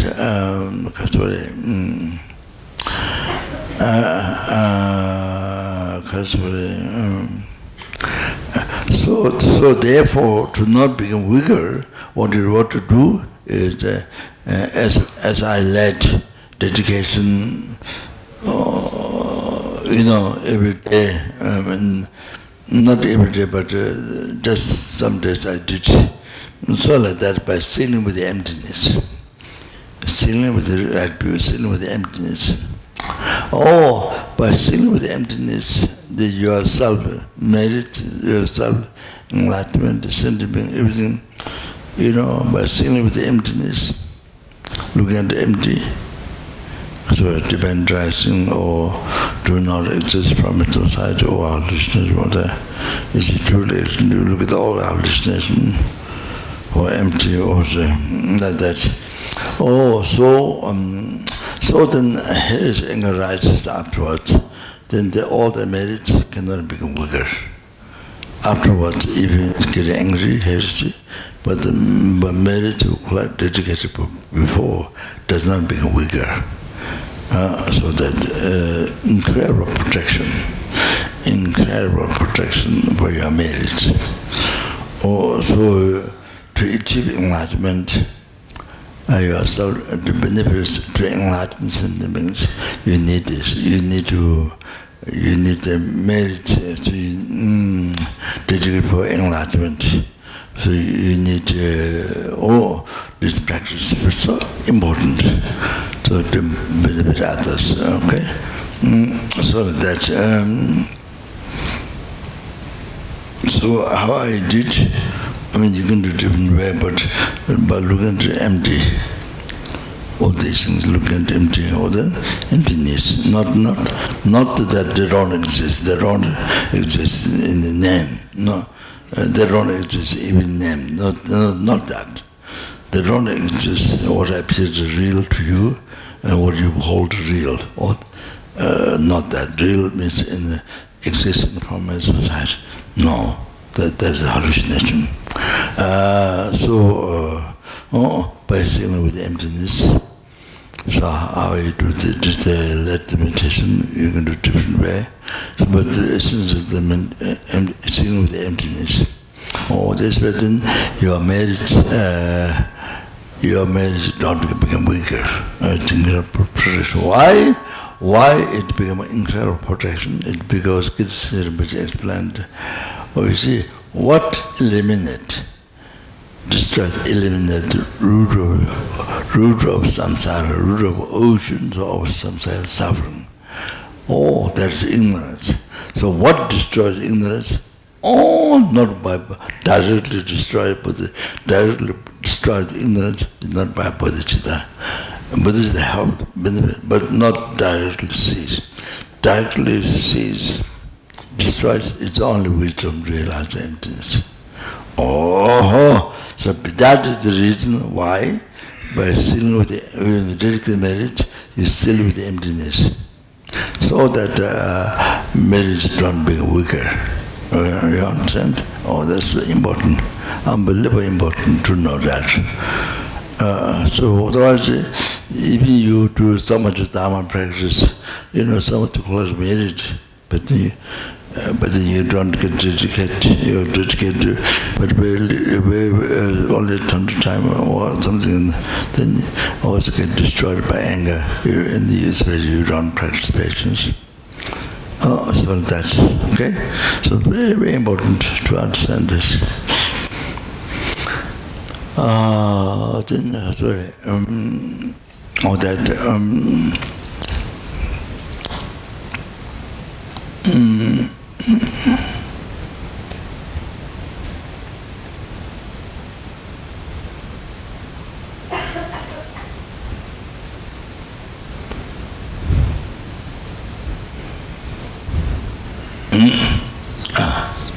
yeah.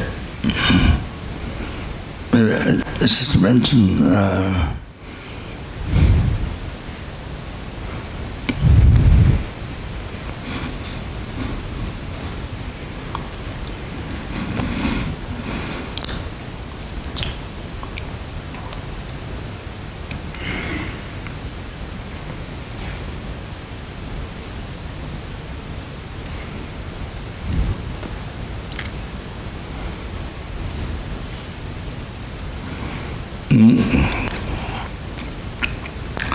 so the meditation,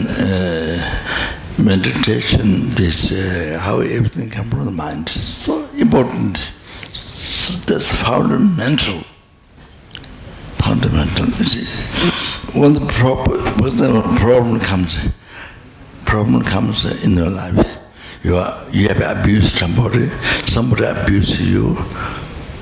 The people get so angry, but if you don't remember childhood time you abused your father or mother, but you don't remember clearly, but you thought, you get angry. If you talk about karma, your whole life teaching Dharma, karma or this and that, Buddhism, then it's karma. Even you talk, but your own problem.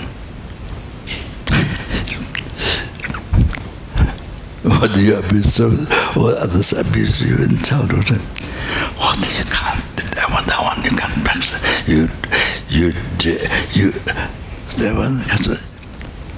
You never have compassion to that person. Never. Impossible. All that. So hard. It's impossible. It's like you put your finger in the fire. It's so hot. So like that. Compassion. Impossible to try to compassion. Impossible. Wow. So hard. Even you talk karma, but so nice, but your own problem. You can't take care. Oh, unbelievable.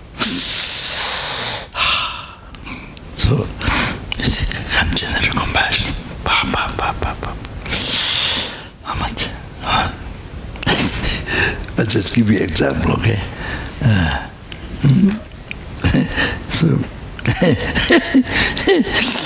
So this meditation is so important. Very, very important how everything, before emptiness, before talking, how everything what appear to your senses, illusion, real something from there, and then you hold on real. But all this is not there. My analysis is not there. Not even the asthma exists. Totally empty. It exists, but not that one. Totally empty. So see, before maintaining that, that's how everything came from my mind. That meditation is so important. So especially when you have problems, father, mother, with anybody problems, so you have to relate to that. So your problem came from your mind, not from others. Came from your mind. So in the Buddha Shabbat, there's a Buddha teaching, but the Buddha Shabbat never says,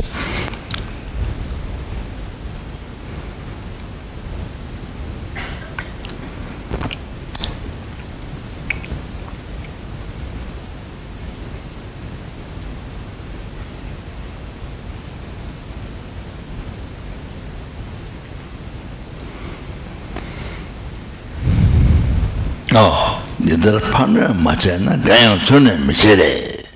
The partner Machana, Gayan Tuna Michede. Is like this, if we didn't harm to others.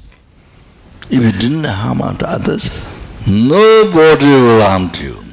That's the Buddha's teaching. Basic teaching. The partner Machana, Gayan Tuna. That's showing karma. So if you didn't harm others, nobody can harm you. If you didn't harm others, nobody kill you. Nobody can kill you. Nobody can harm you.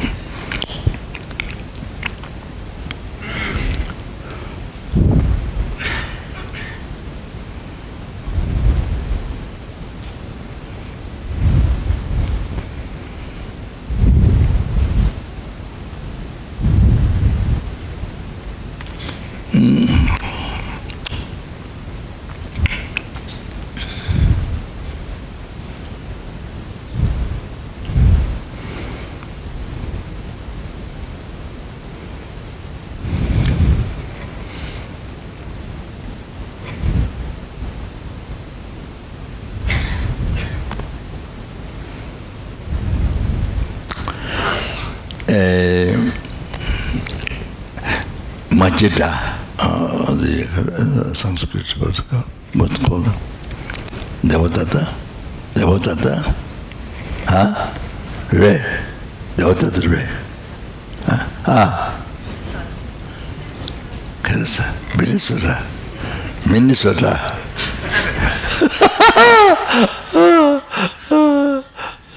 What is it? Huh? Bibis? Bibis up. Bibis up. Bibis up. I thought maybe BBC.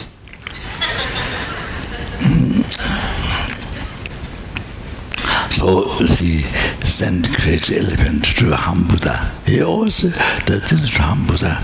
So one time he sent crazy elephant.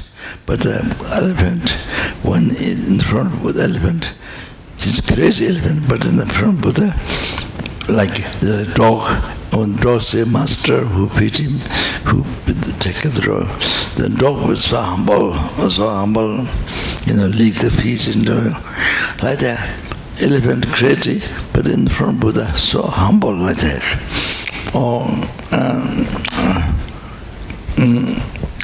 Then the Katsuri 1 million Mara, they attacked Buddha. Buddha was going to eat enlightenment the next early morning. But then this evening, after the evening at the sunset was around the time, 1 million Mara attack Buddha.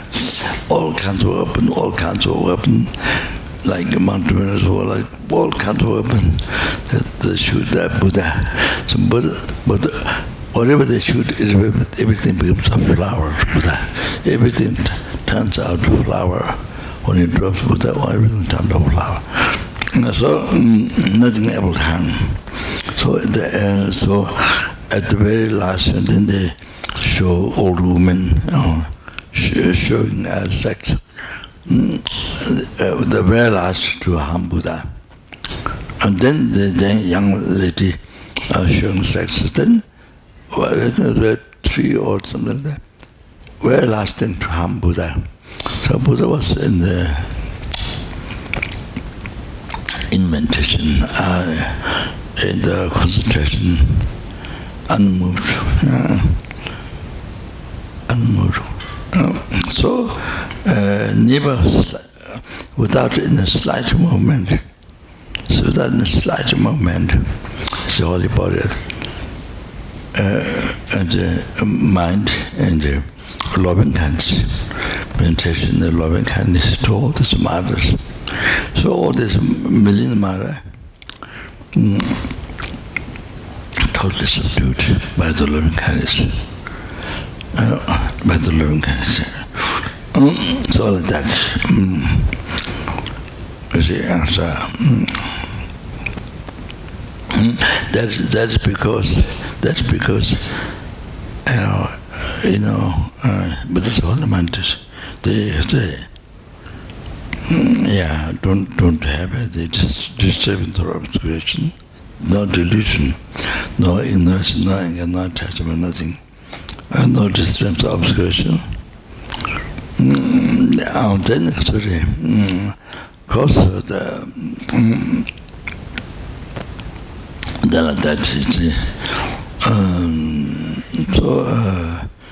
actually, but that's actually long time ago already enlightened, but that's showing the 12 days Buddha sentence being for us how to practice. Why to practice? Because of suffering. So to specify how to be free from suffering, then by specifying the cause of suffering, then you can achieve the true cessation of suffering, blissful peace, or the enlightenment. Then through the true path. So to show that,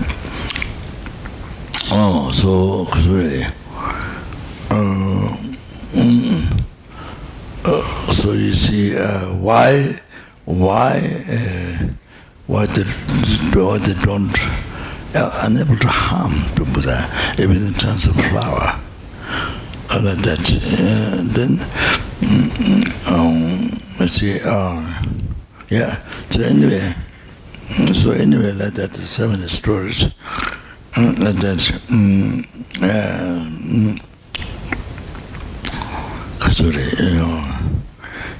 And the basic thing is that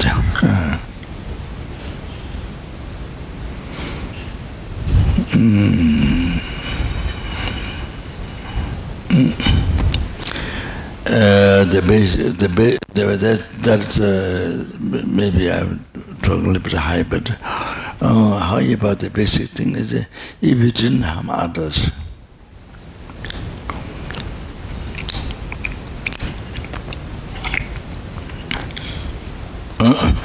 there's a partner Majana Gayantuna Michite. If you didn't come, like this, if you didn't harm others, then nobody can harm you. So that means if you didn't harm in the past, nobody can harm you now. So that, so like that.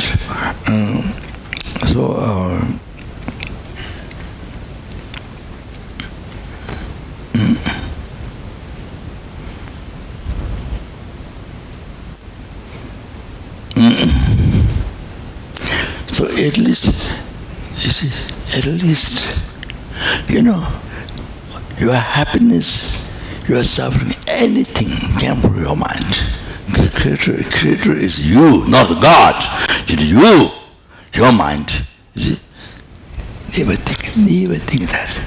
If you're talking so much Dharma, but you never think yourself. Never relate to yourself, came from your mind. Never think. So can't practice patience, can't practice compassion. Wow, so hard. For the father or for the person who abuses you, you're angry, so angry. You can't develop compassion, patience, but you want to kill. I'm just anybody, that's incredible mind like that. If you didn't practice Dharma, mind is so difficult like that. So here, you see, basic Buddhism, everything is yours, all objects, the whole thing can put your mind. It's like give example that and an example then appearance of that real and how you create projects by your mind. So without going that much far, just came from the mind. But you saw that you are or you are suffering or your happiness came from your mind. But that should be very clear. Or come from your karma. That should be very easy to accept. Very easy to accept. When you think of yourself, so difficult to accept. Even though you talk so much Dharma to people, that's no good.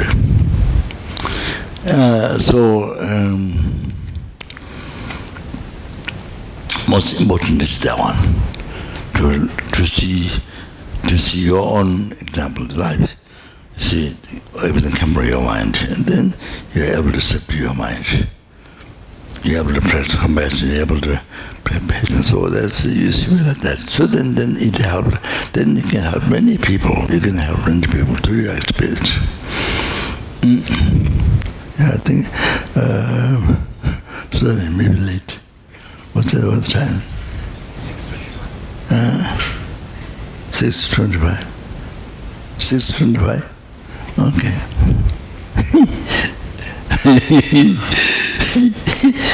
Okay, maybe...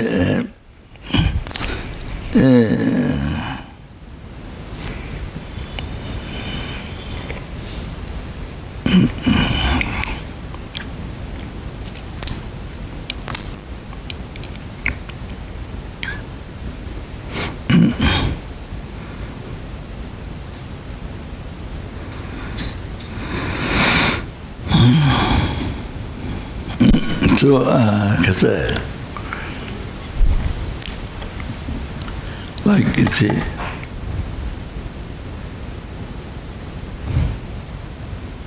so remember I mentioned. So you see the poster base like that. That you see. I mean, I'm writing that in my side, but your side might be your side might be like that. I don't know. Your side, but that might be like this. Yeah. So first you see the base. When you go back your childhood time, so it's the base. And then the teacher introduced you that Z. But you see Z, but you don't see it. This is Z. And see, you don't know this is Z. So then the teacher introduces you, this is Z. Then you label, your mind label Z. Your mind label mini input Z. First, second.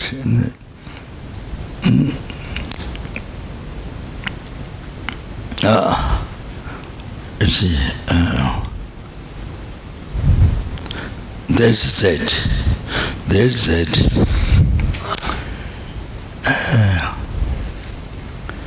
There's Z, and because there's the Baldi base, Baldi base, Z. There's there, so there's a Z. That which is merely labeled by the mind. So it is not there. It is not under base. You know. It is not on that base, but it exists. But it exists. Merely labeled by mind, because there's a Baldi base. Not on there. You see.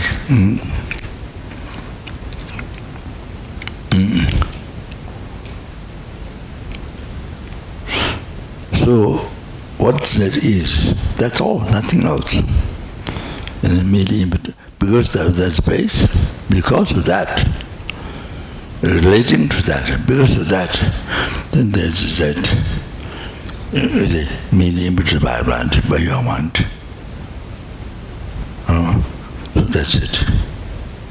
So that's it. So what that is that nothing more than that. Nothing slight more than that. If it's slightly more than that, it's a hallucination. It's a hallucination. You have to know this very extremely well.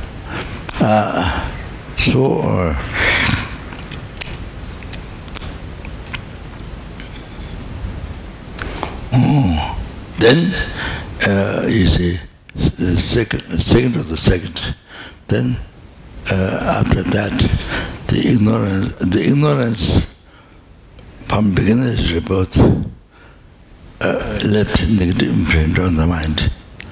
As the particular ignorance, the way things appear, I, action object, the way things appear, enlightenment, health, something about happen probably. The way they appear real, then you hold on real. Or that ignorance, that particular that ignorance. Or so left the negative imprint from beginning on the mental. So that after the first second, then middle level Z on that. Middle level Z on that.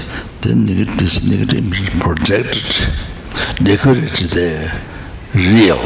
Decorated there, real that. And before you see that was not real in the sense appearing from the society. You don't have that. So the letter second, then this projected real, decorated real on that, what is very labeled. So real on that, so then appears real from that. Real that from that. Then second or third second, then you hold on to it. Oh, that's 100%, true. So mind you see, oh, glass of water. I know, they had 100% this is true. Oh, that's ignorance.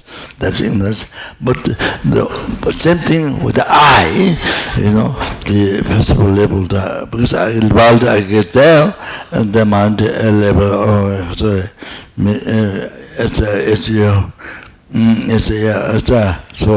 I see. Tibetan now, so depending which country, so your mind merely impute I, you see, because the multi-base I get there. So that first second, then second of the second, then on that, then negative imprint projected, decorated, real I. On the third second, then totally mind hold on. This is real. So then you see that root of samsara. That from that ignorance, all your suffering of the hell, hunger, animal, all the suffering come from that. Come from that ignorance. Yeah. So even the First World War, the Second World War, Third World War, I don't know what happened. Maybe not yet. Maybe so. Even that came from this ignorance, this hallucinatory mind, king of the delusion. Delusion is the king. This ignorance is the king. Man, you see. Then. Without me going through much, so this is root of your samsara, ocean samsara. Okay, so all of that. So now, how so important that to meditate into believing true. Instead of that, then believing that's not true. It is a hallucination. So important, very important. So any problem you have in the life, or if you think of the hallucination, then gone. Anger, there's no anger. No reason to rise anger. You see, when you recognize hallucination, any problem you have, or empty hallucination. Hallucination is a hallucination, or it's empty, or it's a middle level. So how you would say, so like that. So important to destroy the ignorance. What the root of the old delusion, the king of delusion. Then that harms to any delusion. The meditator on dependence.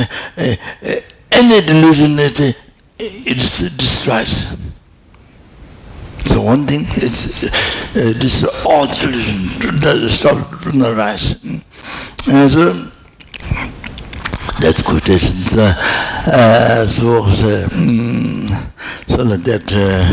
that's important. Daily meditation. Not only when you study emptiness, the philosophy or something.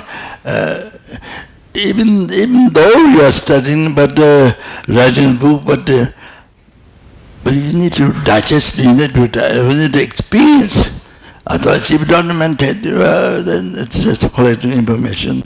You see, it's I mean, you see, I want to say this.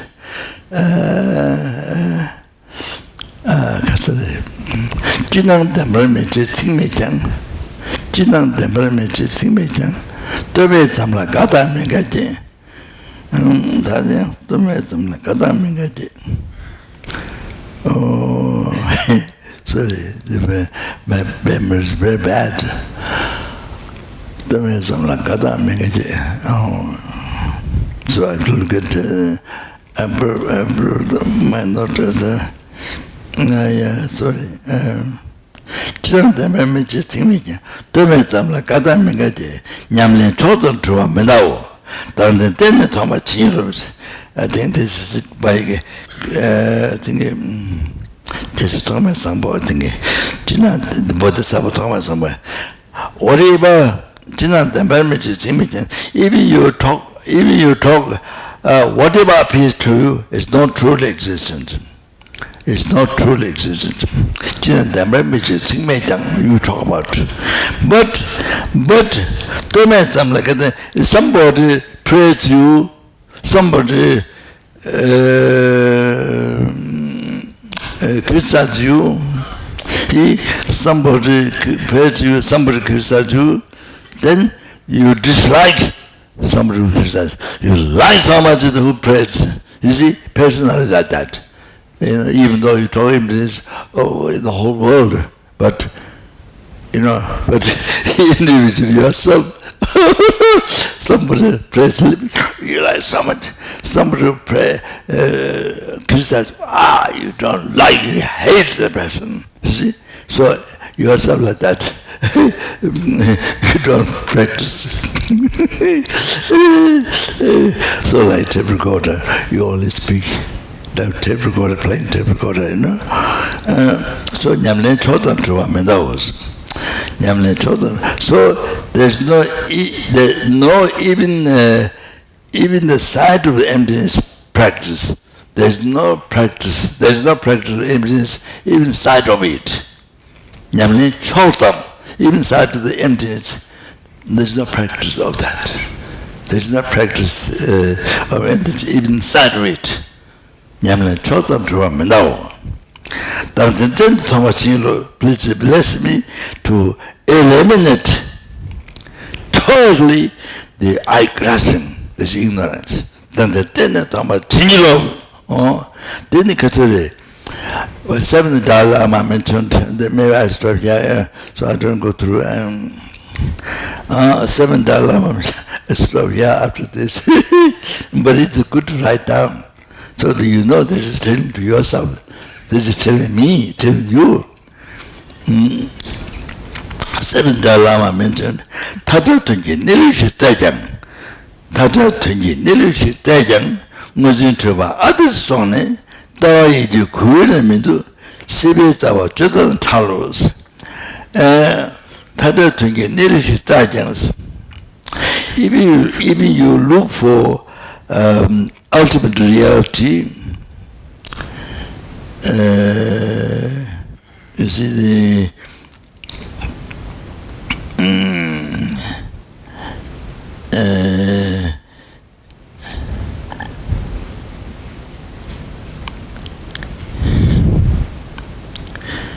by the meaning that free from trick statements, the extreme of nihilism, nothing exists. Extreme of eternalism, truly existent, real from its side, okay? Existing from its side, exists by nature, but in everyday language, real.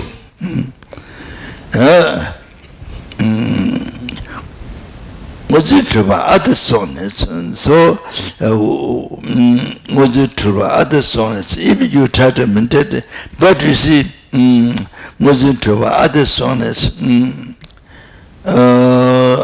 This I'm not 100%, but was it to other sonnets? So, but you see, you are trying to meditate with the body of tricks, but you see, in the reality, was it to the hallucination, holding it true, holding the I true, holding the things true, then this naturally takes over your mind. You can't meditate on this. Even you try to look for the devoid of tricks, but you see, naturally it's so powerful because the mind is accused from beginner's birth with this ignorance. So this ignorance, this hallucination, holding the I, such as the I, real, the others one is things totally,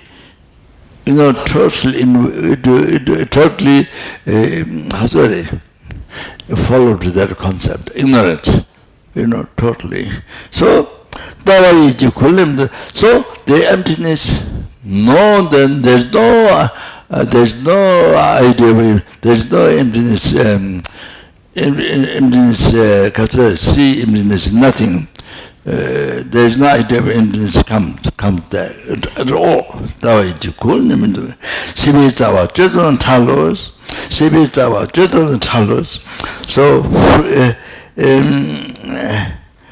the method to cut the root of samsara, so you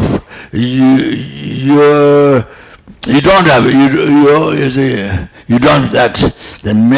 So you are devoid of the method. You are devoid of the method, cutting the root of samsara, the ignorance. So you are devoted to that method. So you follow the root of samsara. So I think good later. Okay, all right. So the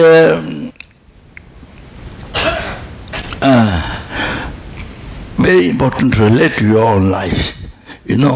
The karma or the Dharma, very important. So I stop here. Thank you so much. Then it will take time. So I want to talk about the aggregates, the basis of the I. So even that do not exist. So basis of that also empty. Or that is also empty. That also appears true religion, but it's also empty. It's a label of not the base. So all called empty. So like the aggregates. The base, this appears a real one, but it was empty. It's not there. It's not there at all. So the whole thing, is empty. So here it is. So enlightenment, hell, sometimes you want to think upon whole things. Is what appears real is not there. So to the emptiness. So that's the real thing that you want. If you want to maintain emptiness, you have conscience, your mind has to touch on that point. Otherwise not. I think you are trying to maintain emptiness, but you try to maintain nihilism. Nothing exists. If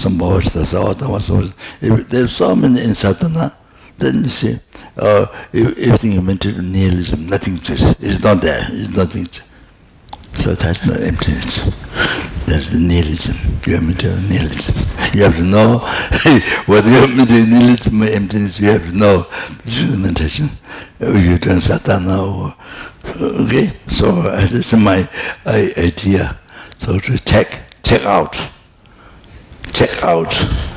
the like the COVID you're checking.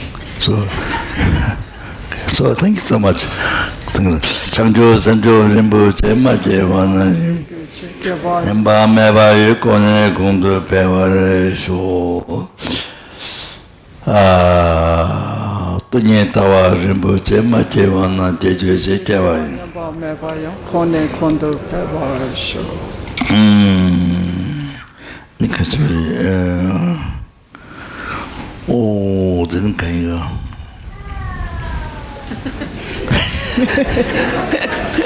I think that child to realize the emptiness.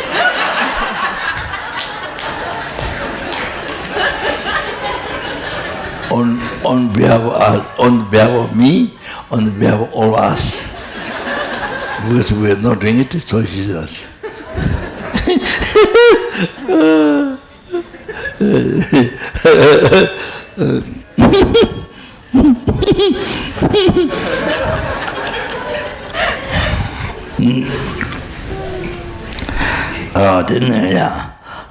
Due to all the past, present, future, I made it to Kulatama. Teacher, I made it to Kulatama, numberless demon, numberless Buddhas. And they're taking the Etymon precepts and all the merits of what we collect today. And that which do not exist from society and exist in mere name, be left by mind. Do that, may the I who do not exist from society exist in mere name, be left by mind. Choose the Buddhahood which do not exist from society and which exist in mere name, be left by mind. Lead all the sentient beings. They all say appear real, but do not exist from inside, and then exist in the mere name. To lead to that Buddhahood which appear real one, do not exist from inside. Even which appear real one, but do not exist from society. Exist in the mere name. So like do not exist. All by myself alone. By myself alone. Then the real one. Even it appear real, but do not exist from society. And exist in the main name, it's like they do not exist.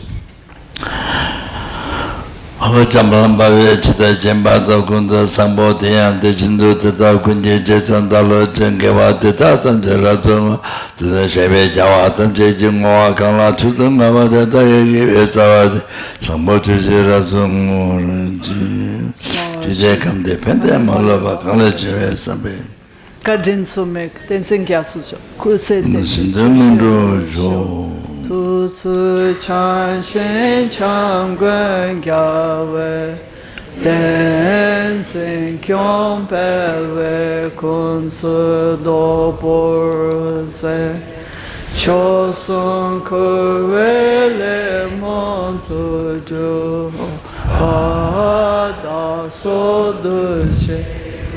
Do sharpen show.